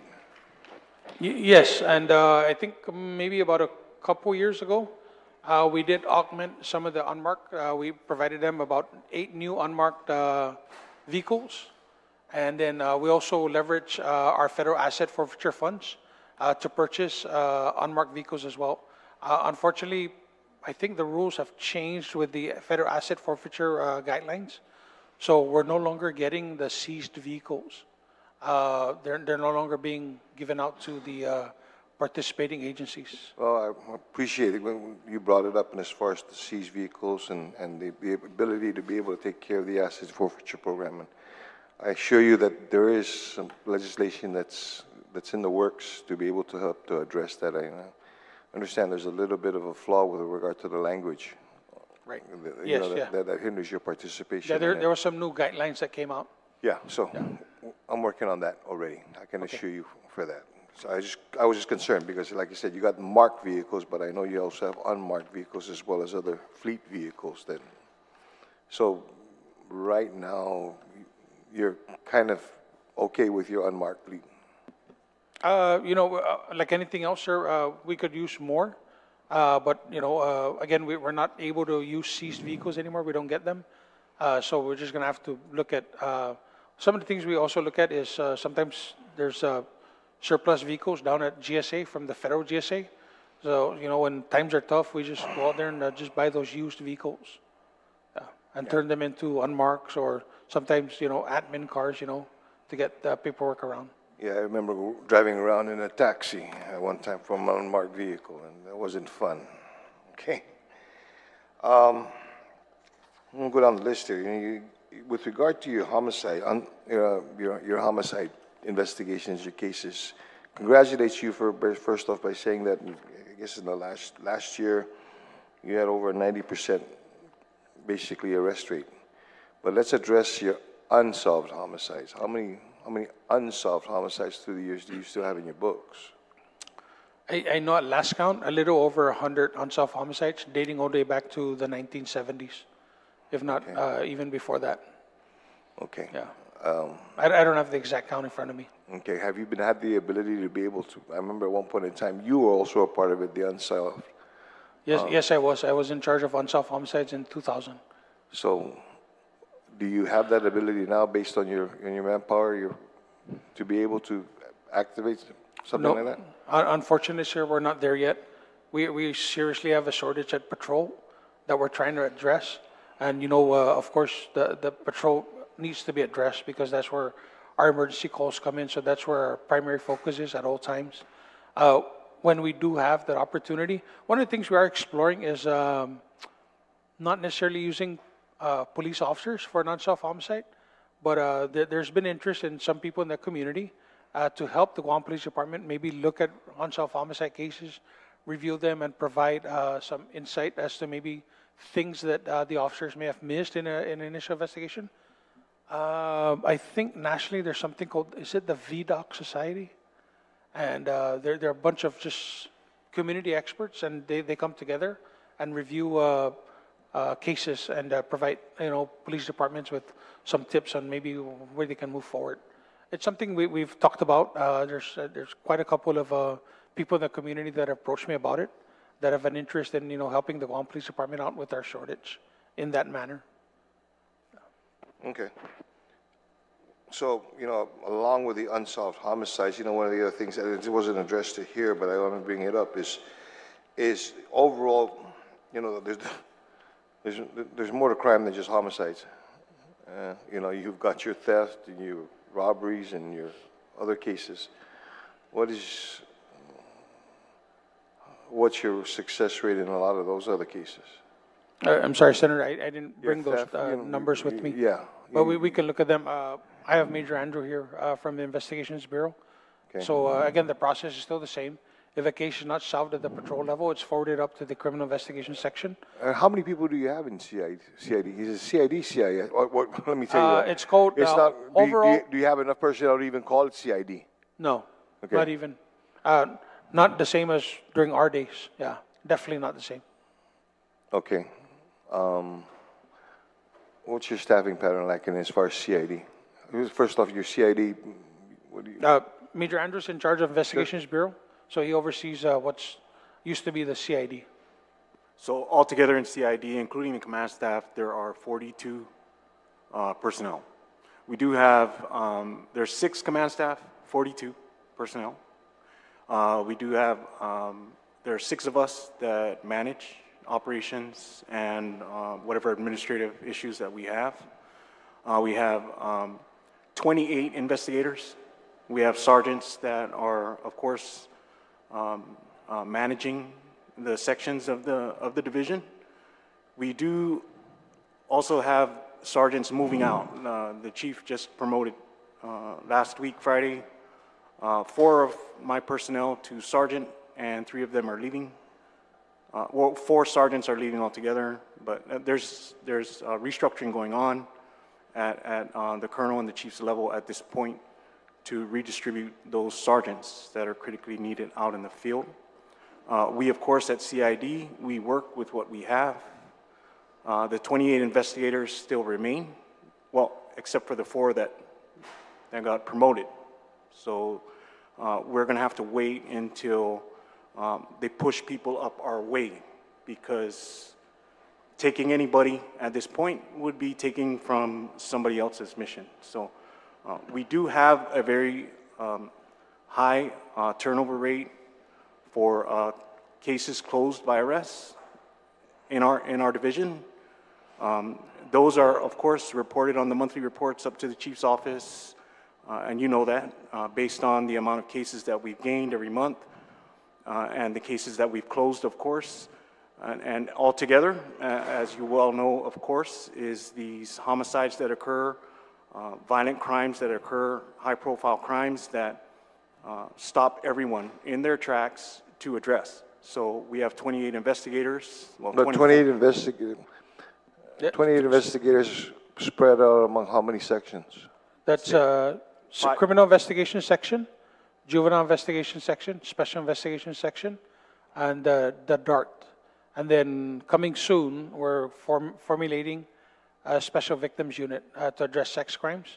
The government of Guam was recently awarded a federal grant to establish a sex crimes, pretty much a sex crimes unit.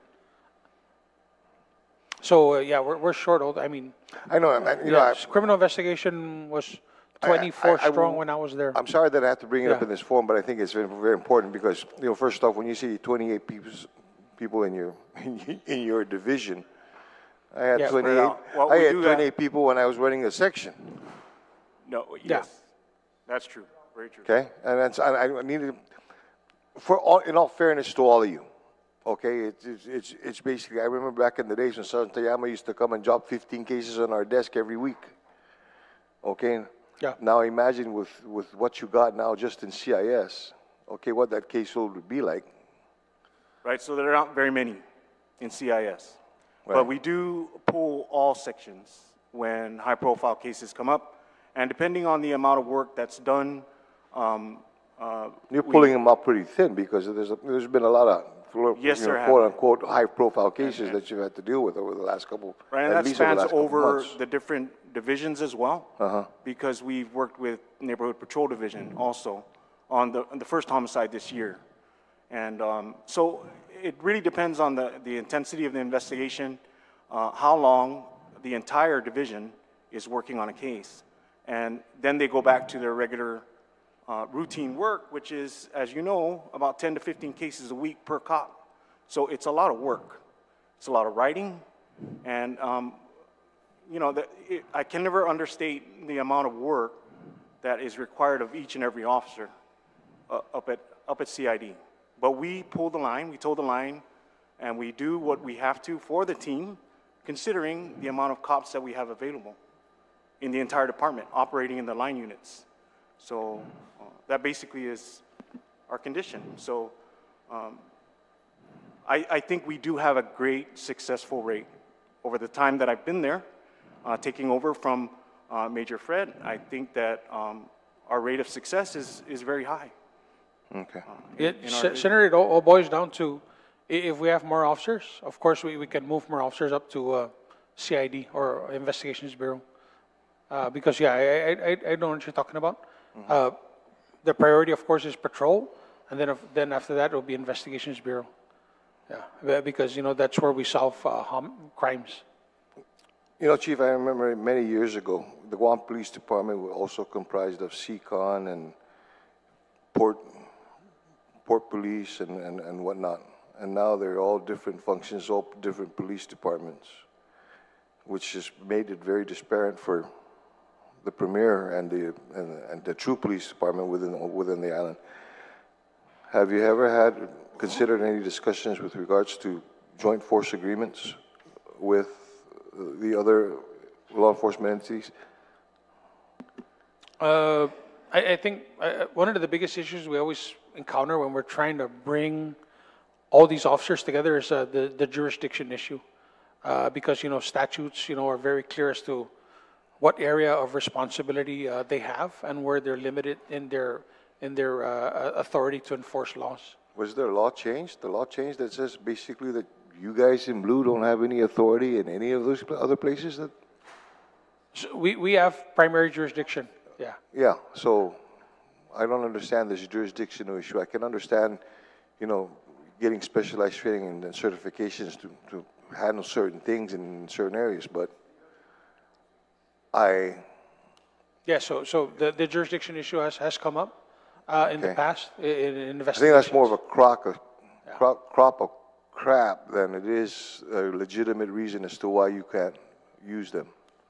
Yeah, and at the same No time, offense to you, I'm just trying to find different places and different ways to be able to.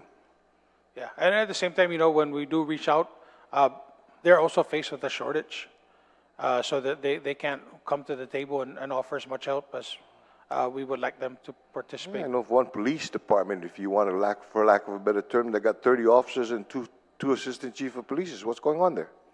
How many assistant chief of police you got? How many? Steve, yeah.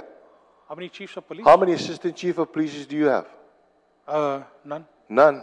Well, yeah, we have one here on Guam, 30 personnel, and they got 2. 28 officers? Okay, and they have 2 assistant chief of police. Okay, so again, it's not putting you in the hot seat. I'm just trying to find the resources and maybe bring some things back. Hint, hint. Okay, with regards to this. Okay, let me just go. You know, the other thing that I noticed that with regards to your recruitment and retention, and it's pretty alarming when you've got more separations than retirements. What's primarily your cause for your separations? At the end of the day, Senator, money, better pay. Okay. Where are they going? Camp Blas, Customs and Border Protection, Airport Police, Navy Police, Anderson Police, yeah. Have you ever had a discussion amongst your staff or any personnel and some incentives for retention? We've been talking about that for quite some time. We offer the 18% pay raise. Other than pay raises and stuff. I mean, like, yeah, but let's be honest, okay? You can only give so much after that. Yeah, so You we're really looking, can't I mean, compete. really, because it boils down to money at the end of the day, we're trying to offer incentives that offer more money. So like the 25% differential pay that is given to DOC and DYA, we're going to be implementing that at the Guam Police Department as well. We've had the discussion with the governor, lieutenant governor, and it's been given the green light. Some of the other things, we're looking at is trying to keep them longer through a payback provision if we need to. Because it boils down to money at the end of the day. I know recently there was a bill introduced about a $10,000 bonus. I've yet to, provide any input of that. I just was made aware of it, so it's something that I need to review. Yeah, because, like I said, if an officer is getting paid $16 at the Guam Police Department, a police officer one, and he's going to leave to Camp Blas to make $21 an hour, he's going to make $5 more. In 3 years, while he's waiting for a $10,000 bonus, in year one, he would have made $10,400 if he leaves to Camp Blas. If he waits 3 years to get his $10,000 bonus, if he had gone to Camp Blas, he would have made $31,200 more in that 3 years. And so that same police officer, and this is a real example, that same police officer, when he comes back from FLETC, or the Federal Law Enforcement Training Center, when he gets back, he's going to be making $26 an hour. So now he's gone from making $5 more to making $10 more. In 3 years, he would have made $62,400 more if he goes to Camp Blas, making $20,800 more per year just by leaving the Guam Police Department. So yeah, the challenges are real when it comes to retention. But at the end of the day, some of the other things that were floated around is maybe there are other benefits we can offer, maybe better retirement. I don't know. I mean, because there's other benefits that come with being at Camp Blas, right? There's shopping on the military installation, better pricing, for goods and services.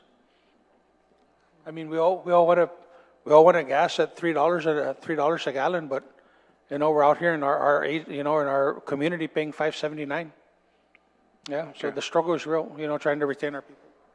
Okay. Well, Yes, Colonel Joe would like to make a comment as well, sir, if he may. Colonel Joe Carbolito. Really, Joe? Okay, no problem. I know you. So I think one of the other factors that needs to be, put on record here when it comes to the Guam Police Department and making the distinction between us and the other public safety agencies, okay, is the scope of the responsibility, jurisdiction, right? We are responsible for air, land, and sea for the whole island of Guam, okay? We don't just have jurisdiction to a small particular area, like, I don't want to drop names, right, with the other law enforcement agencies, right? But we are responsible for the whole island of Guam. Nobody else has that responsibility, okay? And I want to make that bold statement right now, okay? The other factor is complexity of the job, right? Nobody has the specialized knowledge that the Guam Police Department has, when it comes to the job. They call on us for every specialized investigations, right? Homicides, right? If a particular homicide occurs in one of the jurisdictions they call on the Guam Police Department. If there's a traffic fatality that occurs in one of the other jurisdictions, they call on the Guam Police Department, inclusive of the military bases, right? Nobody has a specialized responsibility in the jobs that we provide, okay? So, if you want to make distinctions, that's the bold statement I want to make, okay? If you want to make comparisons. Thank you. Appreciate that, Colonel. And, I'm speaking to the choir with regards to this is why one of the things I want to look at is basically, first off, how do we bolster your workforce? And then, what are those incentives to be able to stay in the police department? And, I'll tell you what, I'm far enough removed from it that I got to look to the experts, you guys. What's it going to take after talking to your personnel and talking to the personnel, with the personnel on what are those other incentives? Some things that we haven't thought about thinking outside of the box.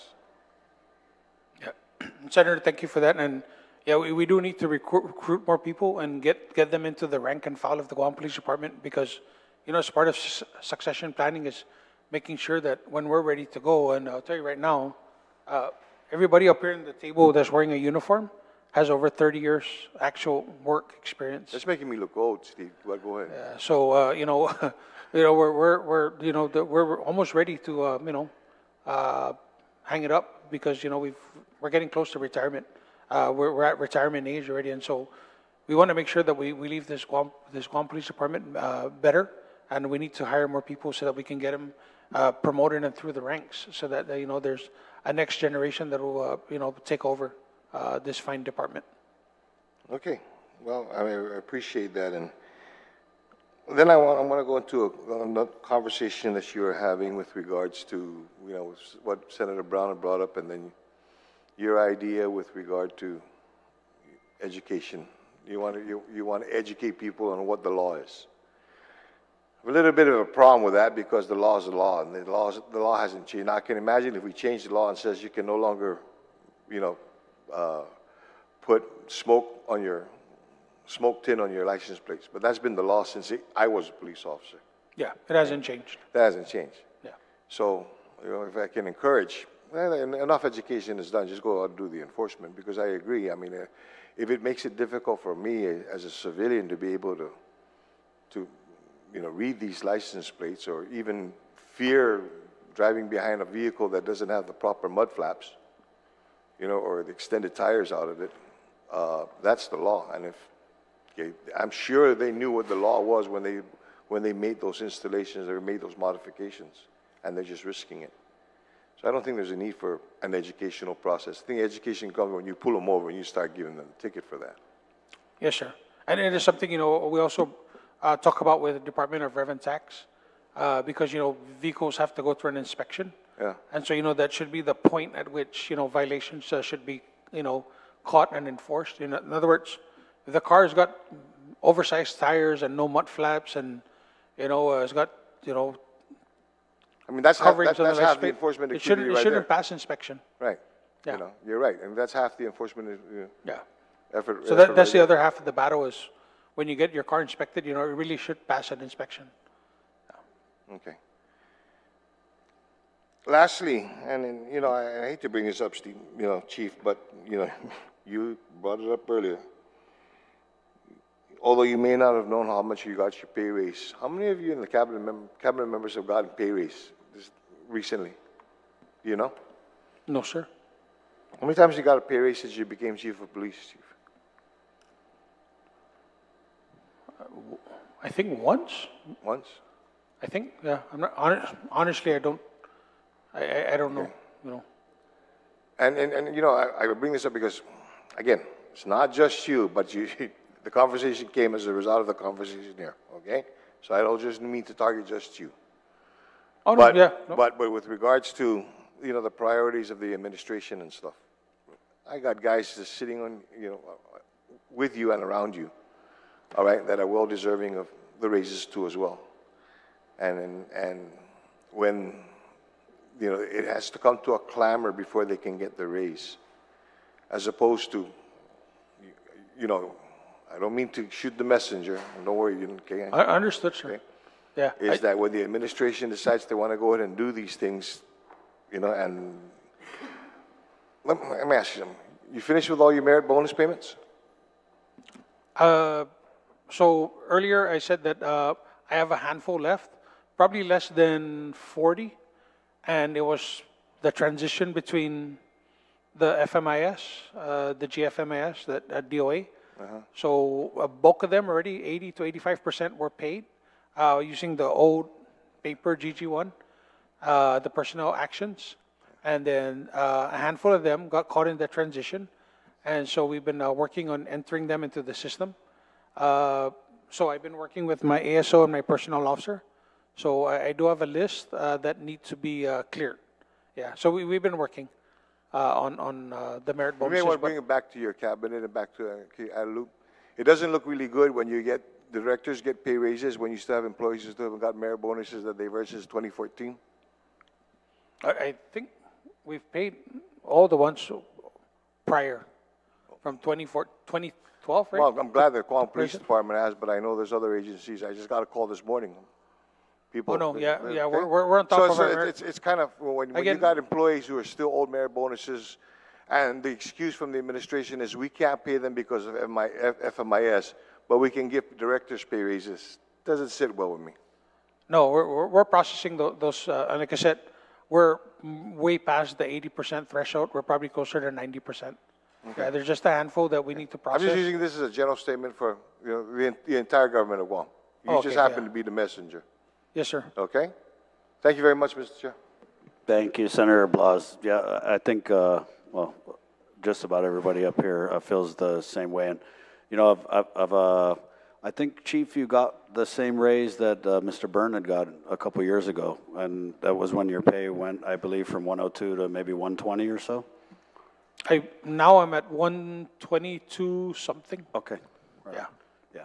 But, yeah, just so I just got a FOIA from DOA, and it is very troubling when we have hardworking officers, because we agree. I mean, Colonel Carbolito's bold statement is something that I've been saying since I was elected senator, that we need to treat GPD like the premier law enforcement entity that it is. And I really think that this crisis with retention, in a lot of ways, is a crisis of the government of Guam's own making, because, again, we should have just addressed at the root the discrepancy between GPD and the other law enforcement agencies. And when we gave everybody the same increase across the board, we didn't do that. And so we shelled out all these increases. But, you know, here in 2024, we're still facing the exact same problem, which is the inability to recruit and retain officers in the Guam Police Department. So, and then, you know, we've also had whole other law enforcement entities stood up out of, you know, thin air, and they've got equipment, they've got gear, they've got officers. So I think for the legislature, we're very consistent in what we're saying, that we want to compensate the hardworking men and women in blue at the level that they should be compensated. But where it gets troubling is when we're kind of shooting ourselves in the foot with the actions of the administration. I think that we're on that page, and really I'm hoping that you can communicate with the governor and lieutenant governor to make sure that we're all saying the same thing, and that is that GPD absolutely has to be the priority, that you guys are on the front line of keeping the community safe. You know, even things you're talking about, like the mud flaps, and that's all, to me, a matter of the police presence, and if we don't have that presence, we're not going to be able to enforce those things. And then more importantly, the real issues, which is the homicides and the other crimes and drug-related crimes that we're facing. So again, I think it's going to, and I hate to say this holistic approach, but yeah, I think it's going to take a holistic approach. It can't just be the legislature saying, hey, yeah, GPD's got to be the priority. The commitment also has to be there. Sir, if I may, I think it's safe, you know, I can say that the governor and lieutenant governor do support the Guam Police Department. When they implemented the 18% across the board for law enforcement, they carved out a specific retention pay that is only germane to the Guam Police Department. Only the Guam Police Department officers get a 10% or a 15% retention pay. It does not apply to the other law enforcement that were. So the governor and the lieutenant governor, I will say, do support the men and women in the Guam Police Department. Yeah. And when I approached them about the 25%, they wholeheartedly supported it. That's great. You know, and they've worked with me to identify the funding to support the additional 25%. So that'll be coming soon to the officers' paychecks. And you know, my job is, of course, to advocate for that, to make sure that we have a funding source moving forward.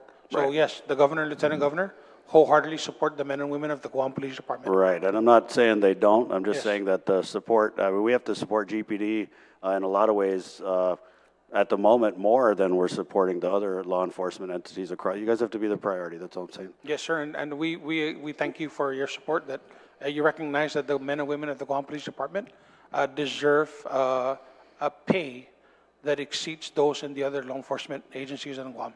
Right. With the retention incentive, just to share with you on the record here some of the concerns I've been getting, and maybe you can explain it. It's retention incentive based on, it's 10% or 15% based on rank. Which ranks get which incentive pay? From police officer 1 up to police sergeant 2, they get the 10% retention pay. From a police lieutenant, captain, major, and colonel, they get the 15% retention pay. And so will this 25% retention pay that you're implementing in May, is that going to replace the 10 and the 15 across the board? That'll be supplemental to what they're getting. Okay. Well, And just to it's share going to with be you, across the board for all uniform. on the record, what I've heard from the lower rank officers who are getting the 10% is they're saying that, hey, we're the ones who are leaving the department and we're the ones who need to get more to stay because of, from what they're saying, a lot of the higher ranking officers are closer to retirement and less likely to leave. So how do you respond to that? The retention pay was based on the study conducted by the Department of Administration. So really, that's how they came up with that formula is not something I totally understand.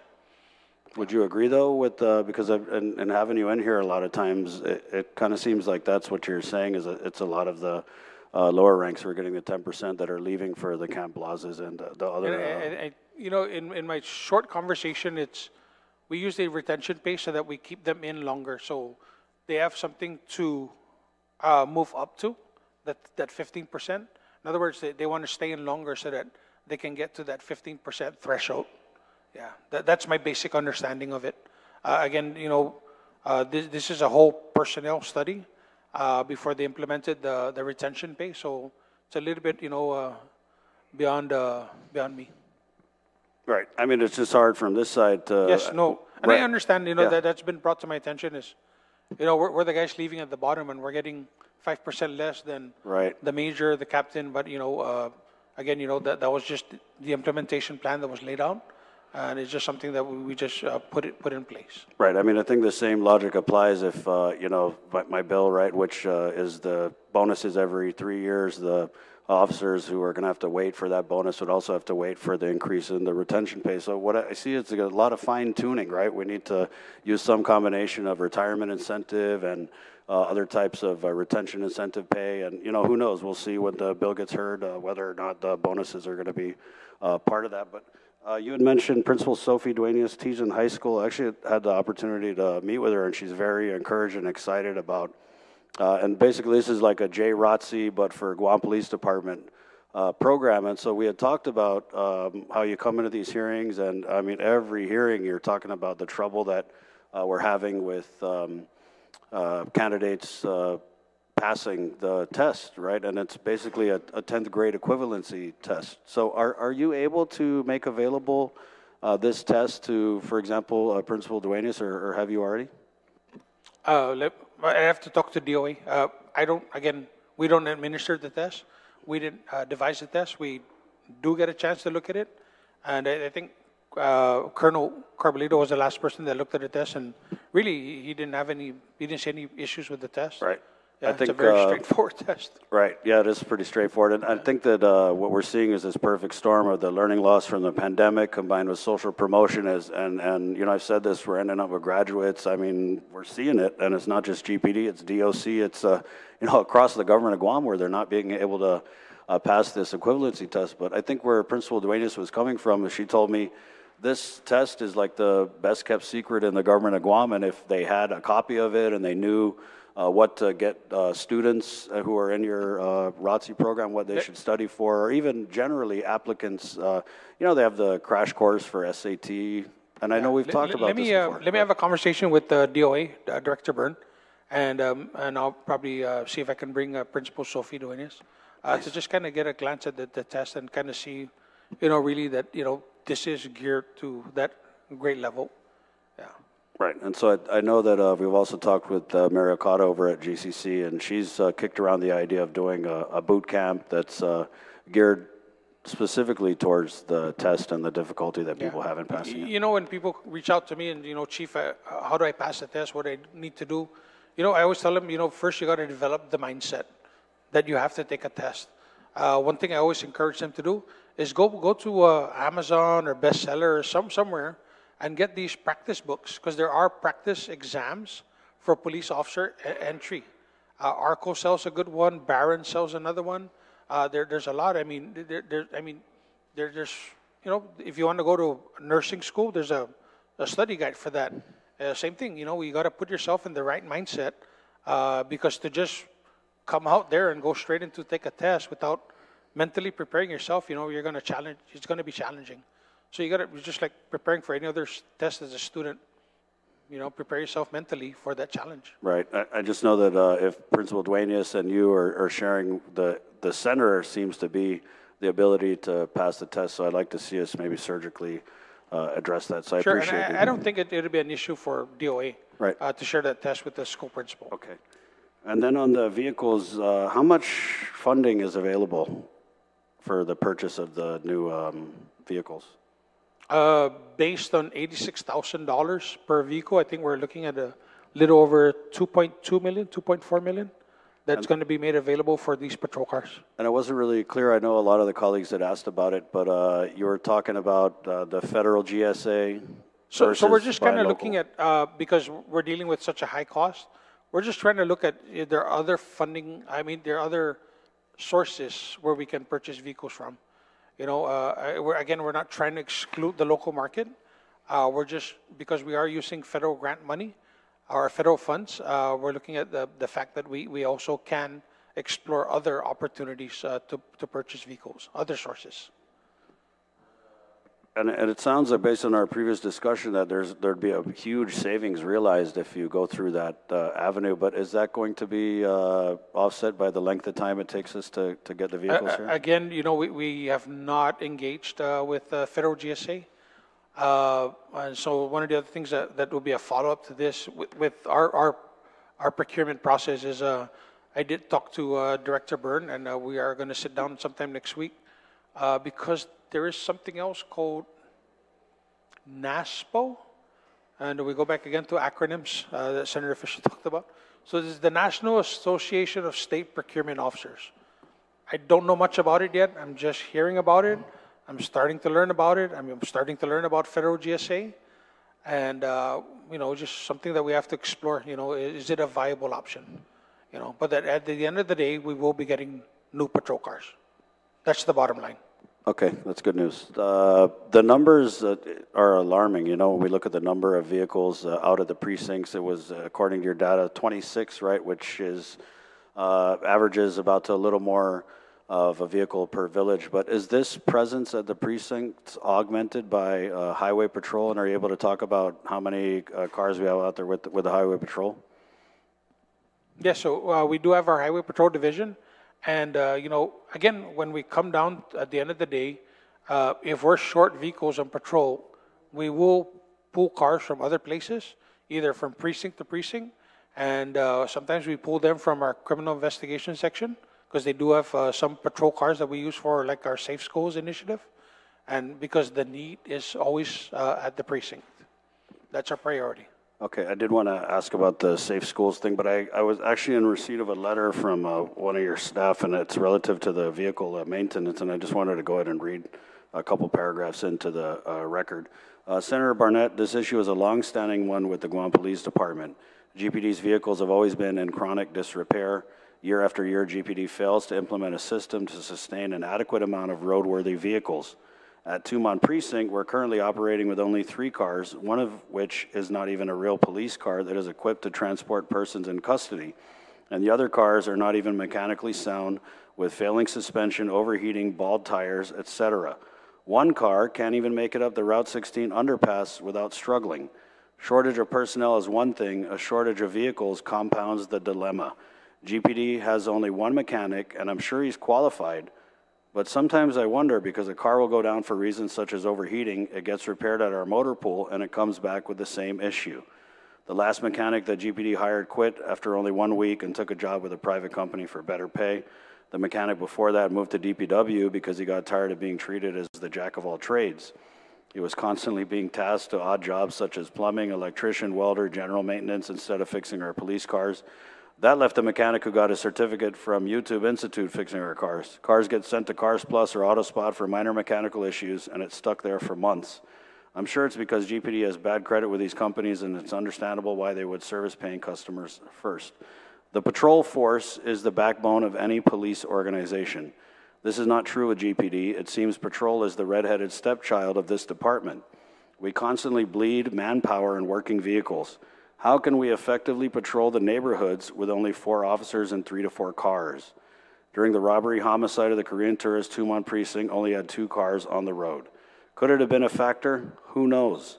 After that incident, one would think that maybe Tumon Precinct would get a little more attention. It was good for a week or so with all that police presence, but that was just a knee-jerk reaction. It's back to status quo. In fact, Tumon Precinct lost a significant number of officers to other sections after that. And I think, you know, at its essence, that's the issue, is that not only are we facing the staff shortages, right, but I mean, we don't even have, it sounds like we don't have enough vehicles. So could you just respond to those sentiments? Is that accurate? Sure. As we prepare for this oversight hearing, according to the management of Tamuning Precinct, they have 7 operational vehicles, 4 mountain bikes, 4 motorcycles, and 4 scooters. So I'm not sure who this person is that's telling you that they only have 3 cars. Yeah, I'm sorry, Mr. Chair. Could we get a copy of that? Sure. And I was just wondering who is the author, because right now it seems like an anonymous smear. Senator Fisher, you weren't recognized, but thank you. And I'll furnish you a copy of that. Yeah. Thank you, Chief. Yeah, and I mean, I do get a lot of anonymous emails, Yeah, and that, you know, I I have mean, no problem with anonymous of course. reportings, but when we prepared for this oversight hearing, we called the precincts and asked, what do you have operational? Right. We have 7 operational. So maybe at the time that he sent you the letter, April 13th. maybe we got more cars fixed. Okay, right. Yeah, I mean, that's because good news. Again, I told you, it's always a car comes in, a car gets fixed, you know. I get it, but you know, as the oversight chair, if I'm getting these concerns, I'm going to want to absolutely. bring them up and have them vetted with you. Yeah. Okay. And then we're here to address those concerns. Of course, Chief.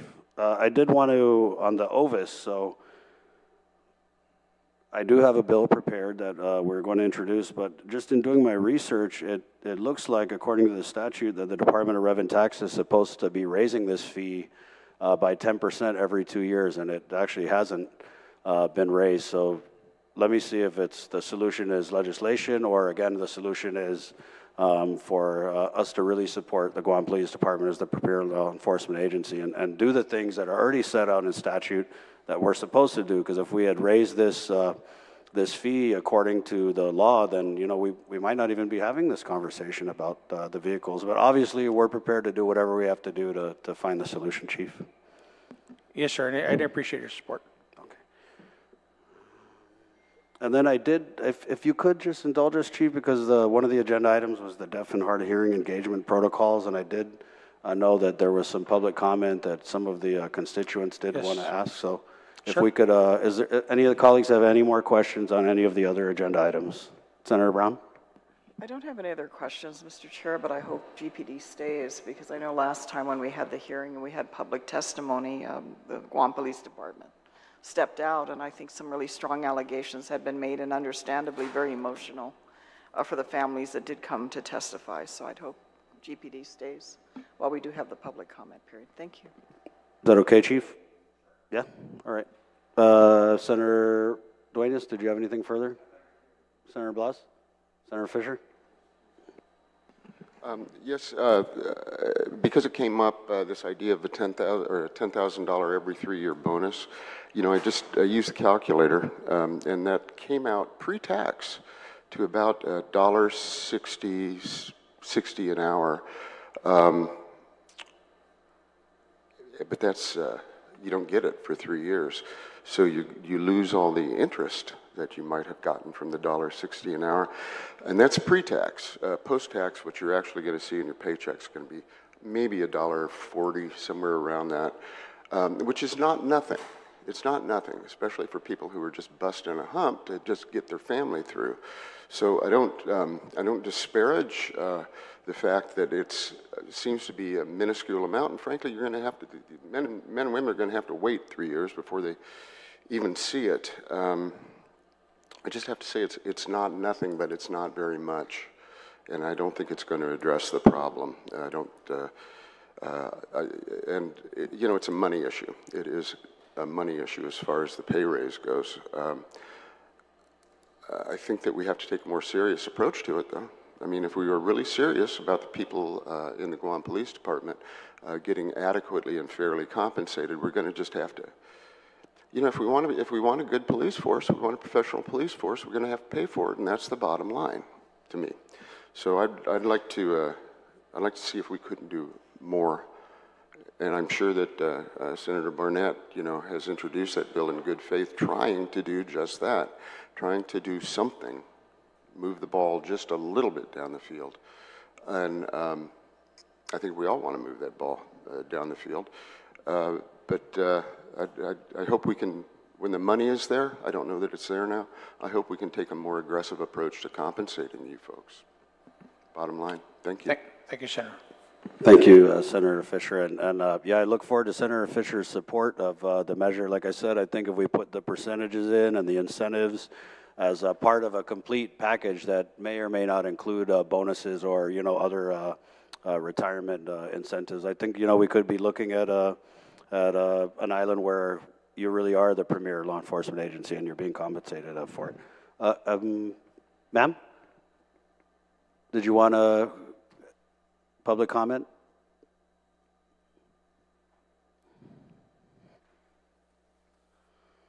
Myra. Thank you. Half a day, everybody. My name is Myra Mendiola, and I am support for the Guam deaf community here on Guam. I'm a deaf leader. So here, just some voice for some things about our community. I have many, many different things and concerns. I want to talk to you about deaf people who drive, right? Because recently, you know, we know that one deaf individual had an awful experience when he got pulled over by the police officer. And so the man was deaf, and I think he was about 30 years old, and he was in the car. So, you know, they knew the routine that they needed to stay there. But this was really at night. This was at midnight. So when the cop came around, the man who was deaf rolled down the window. I mean, of course, they use sign language to communicate. So what happened was the cop automatically pulled out his gun and forced him on behind and put his hands behind his back. So that didn't leave him to communicate with sign. So he was stuck that way, so he wasn't able to communicate with the officer. So when the officer realized he was deaf, the cop then he was able to show his ID to show that he was deaf and that he used ASL to communicate. And he asked if he can write, you know, or gesture. But, you know, maybe if the police officers required some kind of communication card to help things with individuals who are deaf, you know, not forcefully putting it behind their back, but maybe being able to arrest them, you know, where they put it in front of their face so they can still have access to sign. And then the second thing I want to address, if, let's say, we text 911, right? And the problem with deaf people is they cannot hear because they're deaf. So how can we better utilize a text messaging assistant or someone who's deaf in the community that doesn't have English skills or very limited English skills? Something as simple like, are you sick, right? Or maybe the ambulance has something, or maybe that individual was abused, or providing that interpreter automatically through video relay so that we can communicate back and forth. Because deaf people can't call like regular hearing people.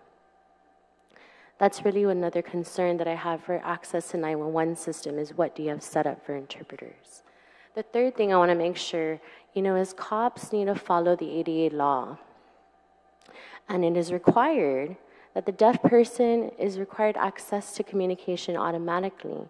Even if the cop doesn't know like where the house is, you know, we want to make sure that the cops understand the system, you know, the communication system, you know, names of individuals who are deaf and hard of hearing who require an interpreter to communicate versus going to their house, you know, and there's no interpreter there for them and utilizing a family member instead. We want to make sure they have skilled interpreters, and there's a plan for that.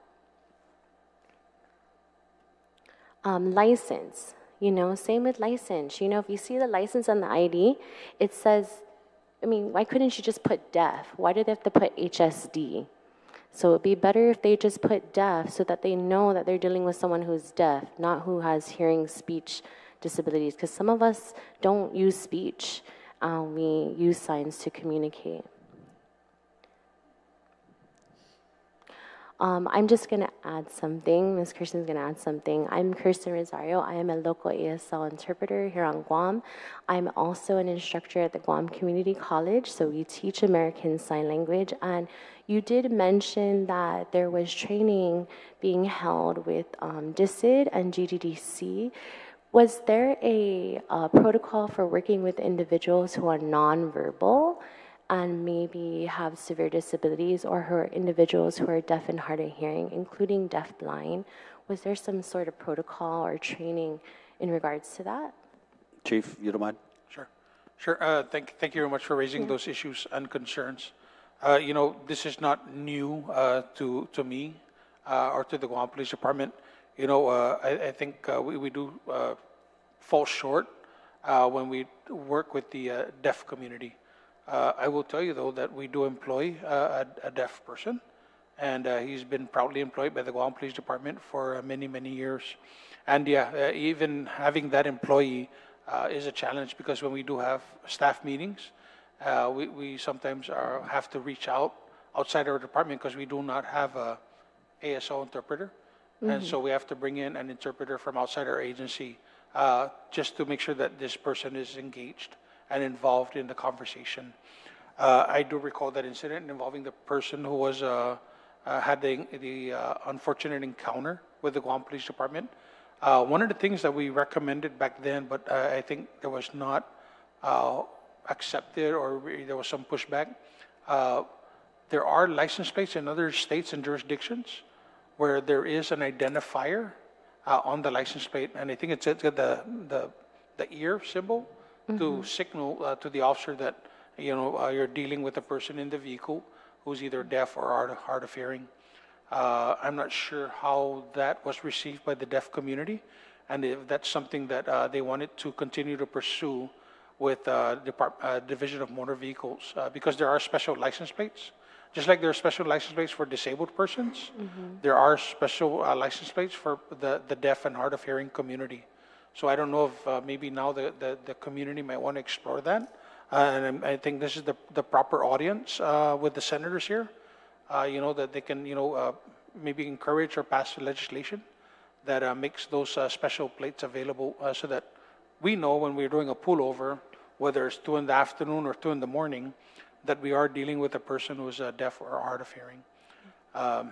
So as far as 911, unfortunately, that falls under the Guam Fire Department. But I know that with the new next-gen 911 systems, there have been improvements with how to communicate with those with disabilities. But I can't speak wholly to that, because that falls under the purview of the Guam Fire Department. You mentioned that there might be cards. If you have any resources that are available from your community that you want to share with us, we gladly have you come over and show us how to use those communication cards so that we can improve the relationship between the Guam Police Department and our deaf and hard of hearing community. Absolutely, we look forward to that. Can I just add one more thing? Sure. I wanted to add, are you aware of a Executive Order 2015-015 on language access for individuals who are LEP, right? Not only deaf and hard of hearing. Right. Let's talk about other people with other language needs. And do you currently have in your department, I know staffing is limited, but do you have someone in that department that prepares that language access plan? So if any of your officers come across this this disparity, are you able, or is there someone there that's supposed to provide that information to your officers? Yeah, so, we do not employ full-time persons that deal with the deaf and hard of hearing community, or with those with limited English proficiency. But we do encounter them regularly during the course of our work. You got to remember that we do have tourists. Yeah. And so, when we have encountered situations where We have Chinese-speaking people, Korean-speaking people, Japanese-speaking people, and that's their primary language. We do reach out to the communities, and we look for interpreters. Sometimes we have to reach out to the Judiciary of Guam because they have a real good list. One of the things that we do also, with people with limited English, we actually hire people from minority communities. So I'm proud to say that we probably have about 4 officers who speak Chuukese fluently, read and write Chuukese. And, because we're dealing with the spectrum across the board. We have Kashrayan speaking, Palauan speaking, Chuukese speaking. Some of our officers, I think 1 or 2 speak like Japanese and Korean. So that's amazing, right? And so utilizing them as officers and then also as language coordinators. I mean, is that stress them out, or is that strenuous on their work by giving them 2 different jobs, at the time? I'm not really sure. So is there a language access plan, or is there no language access plan for the Guam Police Department? There's none that I'm aware of. Something we have to look back. We have to dig out this 2015 executive order and see what the requirements are. Thank you. Thank you, Officer Ignacio. Ms. Meyer wanted to add something real fast. I would like to collaborate with your department as deaf individuals of this community, and now as a teacher for deaf individuals at the Deaf Academy down at Career Tech. We want to prepare our students to have some sort of understanding on how to work, with individuals who are deaf, interpreters, and deaf people in the community. Yes. So sitting next to Myra? Yes. Okay, sitting next to Myra is Major Fred Charkalev. So he's in charge of our training section. So he's the perfect person to sit down and collaborate with so that we can get a training program in place so that we have better collaboration between the deaf and hard of hearing community and the Guam Police Department. Absolutely.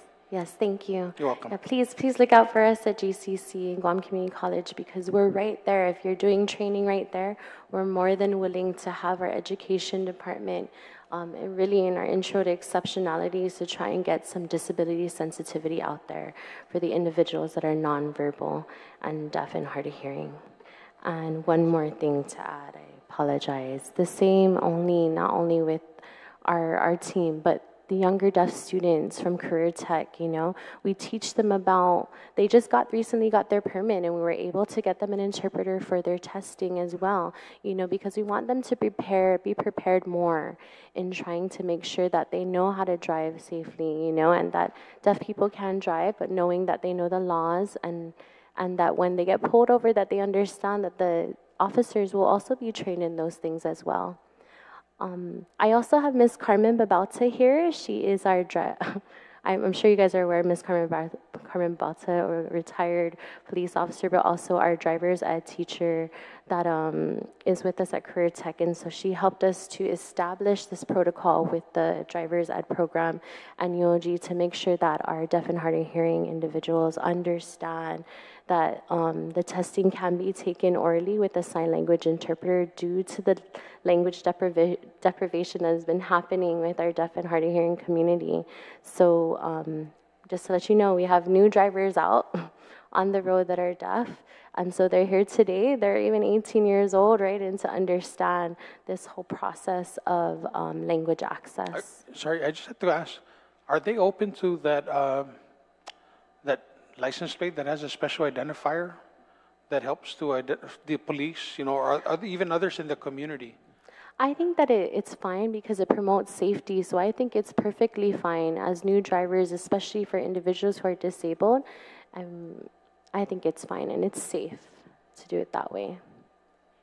Okay, let me, Senator, I can talk to Director Lizama and see what they have, because I know there are special license plates for those for the deaf and hard of hearing community, and it's not only good for the police officers. I think it's good for the rest of the drivers, on the roadway. Right, I can already imagine if you're in traffic and you're honking, or there's no identifier that lets you know. Right, it could go a long way. Anything else, Myra? It's very true. Yes. I think it's, better access and identifying the individual as a deaf individual before even when they get pulled over. Thank you. Thank you. Myra. Thank you, Mr. Zara. Thank you, Sidos Senator. Masi, Thank you, Chief, everybody. for the accommodation. I just Thank had, you so much. if I could, two more things that, first was if the Colonel could give us an update or anybody on the school safety partnership. Yeah, so we have increased our presence at the schools, and knock on wood, since the Colonel has put in put the plan in place for increasing our presence at the school. We're there in the morning when they come in the middle of the day during their breaks, and during lunchtime, and during dismissal. And so there's always a police presence, but that comes, of course, as we discussed, at a cost.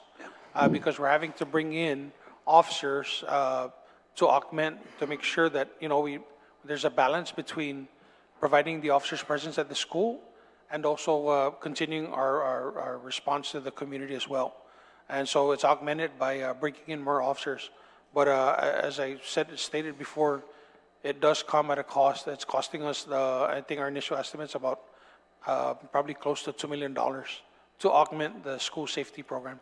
And unfortunately, we cannot call it an SRO program, and we've been asked not to call it that. So, Chief, when we talk about staffing this program, are we looking at the LTAs, the retirees, and bringing them back? The LTAs are the primary, but again, because there's only 4 of them, we're dealing with multiple high schools, and so we have to bring in more people to augment that.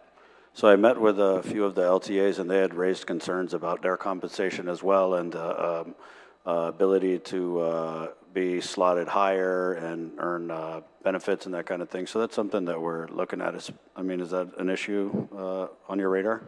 They're slotted at a Sergeant 1 pay, and so they get all the differential pay. So it's I'm not sure what are their compensation. I know I don't think they earn. Yeah, they don't get any benefits. There's no retirement. There's no leave. Right. Yeah, but again, that's just not something that, Chief Ignacio said, don't give him that. Yeah. That's just how the way it is. rules and regulations work, yeah. I did want to commend Colonel, though, because I had been in receipt of several documents that really laid out how much he was pushing this partnership to be stood up. And you guys know we've had many incidents at the school, to include one just yesterday. So any way we could get more police presence and involvement at the schools, I'm very, very grateful for that. Yeah, and I did mention that to Dr. Swanson in my meeting with him, because we had a staff meeting with him. He did mention that he was going to propose adding more funding, specifically to address the presence of police officers. So if it's not going to be in our budget, I asked him to include it in his budget, because it does cost a pretty dime. Stamby. Yes, sir.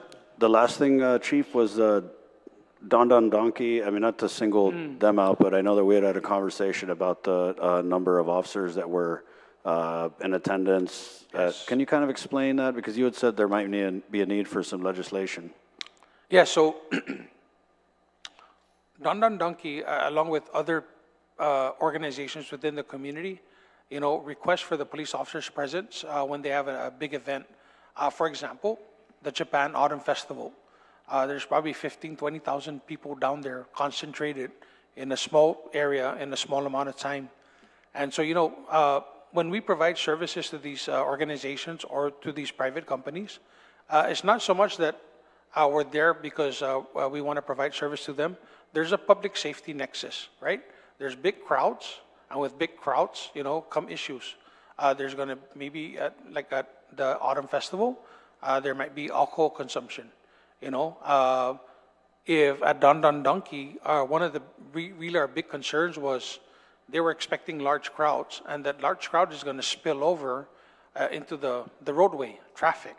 It's going to create, traffic congestion.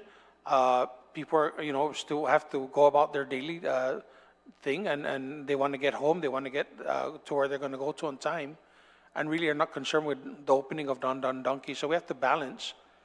And then we're dealing with anticipated large crowds, right? In the Guam Police Department, we've seen it all. After Typhoon Mawar, we were there at the gas stations, right? Because people were fighting. Who's cutting in line to get gas? Who's next in line? Same thing we did with the COVID vaccination. Unfortunately, we're dealing with stressful times. When you get large crowds together in one small space, it creates a situation where, people sometimes, are just impatient and they get into arguments, sometimes physical altercations. And so our concern, of course, is the overall public safety. What effect do you have on the rest of the community through your event, and how can we minimize that effect on the rest of the community? And our job is order maintenance, making sure that people, are behave accordingly so that, it's a pleasant experience. I will tell you that I did call Captain Jason Nuggan over the weekend, and I told him that, we should consider shutting down that assignment because we weren't getting the crowds that they were anticipating. And so there was no need anymore for the police presence, so we shut it down. Again, we plan for the worst, and we deal with the outcome. And if there's no need, then we will shut down the operation. One of the things I did mention to you is that, these businesses are willing to pay. But, unfortunately, I can't put a police officer in his uniform, in his police equipment, in a police car to go do the work of a private business, because there's no laws that protect the officer or that business, and especially the Guam Police Department should, unfortunately, they may decide to use force, whether it's less than lethal or lethal force. At what point is he working for the company, or is he working for the Guam Police Department? And so in the interest of making sure that, the Guam Police Department is protected, we choose to employ them to assist in that operation. But we do it for across the board, not just for Dun Dun Donkey. We've been doing it for years for the Guam Marathon, whether it was the Pacific Island Club or the United. Yeah. So it's a private company, really, at the end of the day. Yeah. So I think we just have to determine where do we draw the line, meeting your mandate of order maintenance versus you wouldn't have to meet that mandate if it wasn't for the business, right? So what was the dollar figure, do you think? That we're going to have an after-action report. But, I know when we did the Ukudu heavy haul transport. Can you explain that for people watching? They might think that, we did that and it was free of charge. No. So because there was a tie to a government of Guam agency, I was able to enter into an MOU with the Guam Power Authority that they would reimburse us for the personnel costs. So we collected, we were reimbursed in excess of about 144,000, Ms. Nelly? Yeah, about 144,000 we collected in personnel costs. And, I will say, I think, this concern about the officer safety and, the community. One of the officers was actually injured during the heavy haul transport. He was hit by a drunk driver. As a matter of fact, the vehicle was totaled as a result of that incident. So, the officers being on duty with the Guam Police Department, workman's comp was available, treatment was available, and, he was performing his duty as a police officer. So, we got to find that balance between, is he working for a private company or is he working for the Guam Police Department? Yeah. Thank you for that, Chief. I'm just going to turn it over to my colleagues for just one. Senator Brown, go ahead. Yeah. I just wanted to ask, Chief, last budget, we turned over about $300,000 that the legislature had in its budget to GPD. Did you receive that funding? Yes, ma'am, and it's incorporated into our expenses for the year. Good. I don't think there was any specific purpose for that money. No, we simply, just excess we left funds that that were to your given. discretion. I mean, hopefully it was well used because there was a proposal by some of our members to increase our budget by $30,000 apiece. I didn't agree with that. I thought we're the leaders, so we need to set the example. And that fund, we at least were able to get consensus from our members to provide that to you. So I'm glad that you received that. I hope that it was well used. Thank you. I appreciate your response. Thank you very much, Mr. Chairman. Thank you, Senator Brown. Senator Blas, nothing? Senator Duenas? Senator Fisher? That's it. Right on. It's lunchtime. Chief and your team, thank you for your attendance today for this oversight hearing. Appreciate the information and hoping that we can move forward and reach solutions with everything that you've offered on the record here. That being said, this concludes this oversight hearing of the Guam Police Department conducted by the Committee on Education, Public Safety, and the Arts. The committee will continue to accept testimony for 10 days following the hearing, and you could drop that testimony off here at the second floor of the Guam Congress Hall or email it malfunction@guamlegislature.org. Guahusi Senator Chris Malfunction Barnett, si Dios Masi, Guam Police Department, está, adios.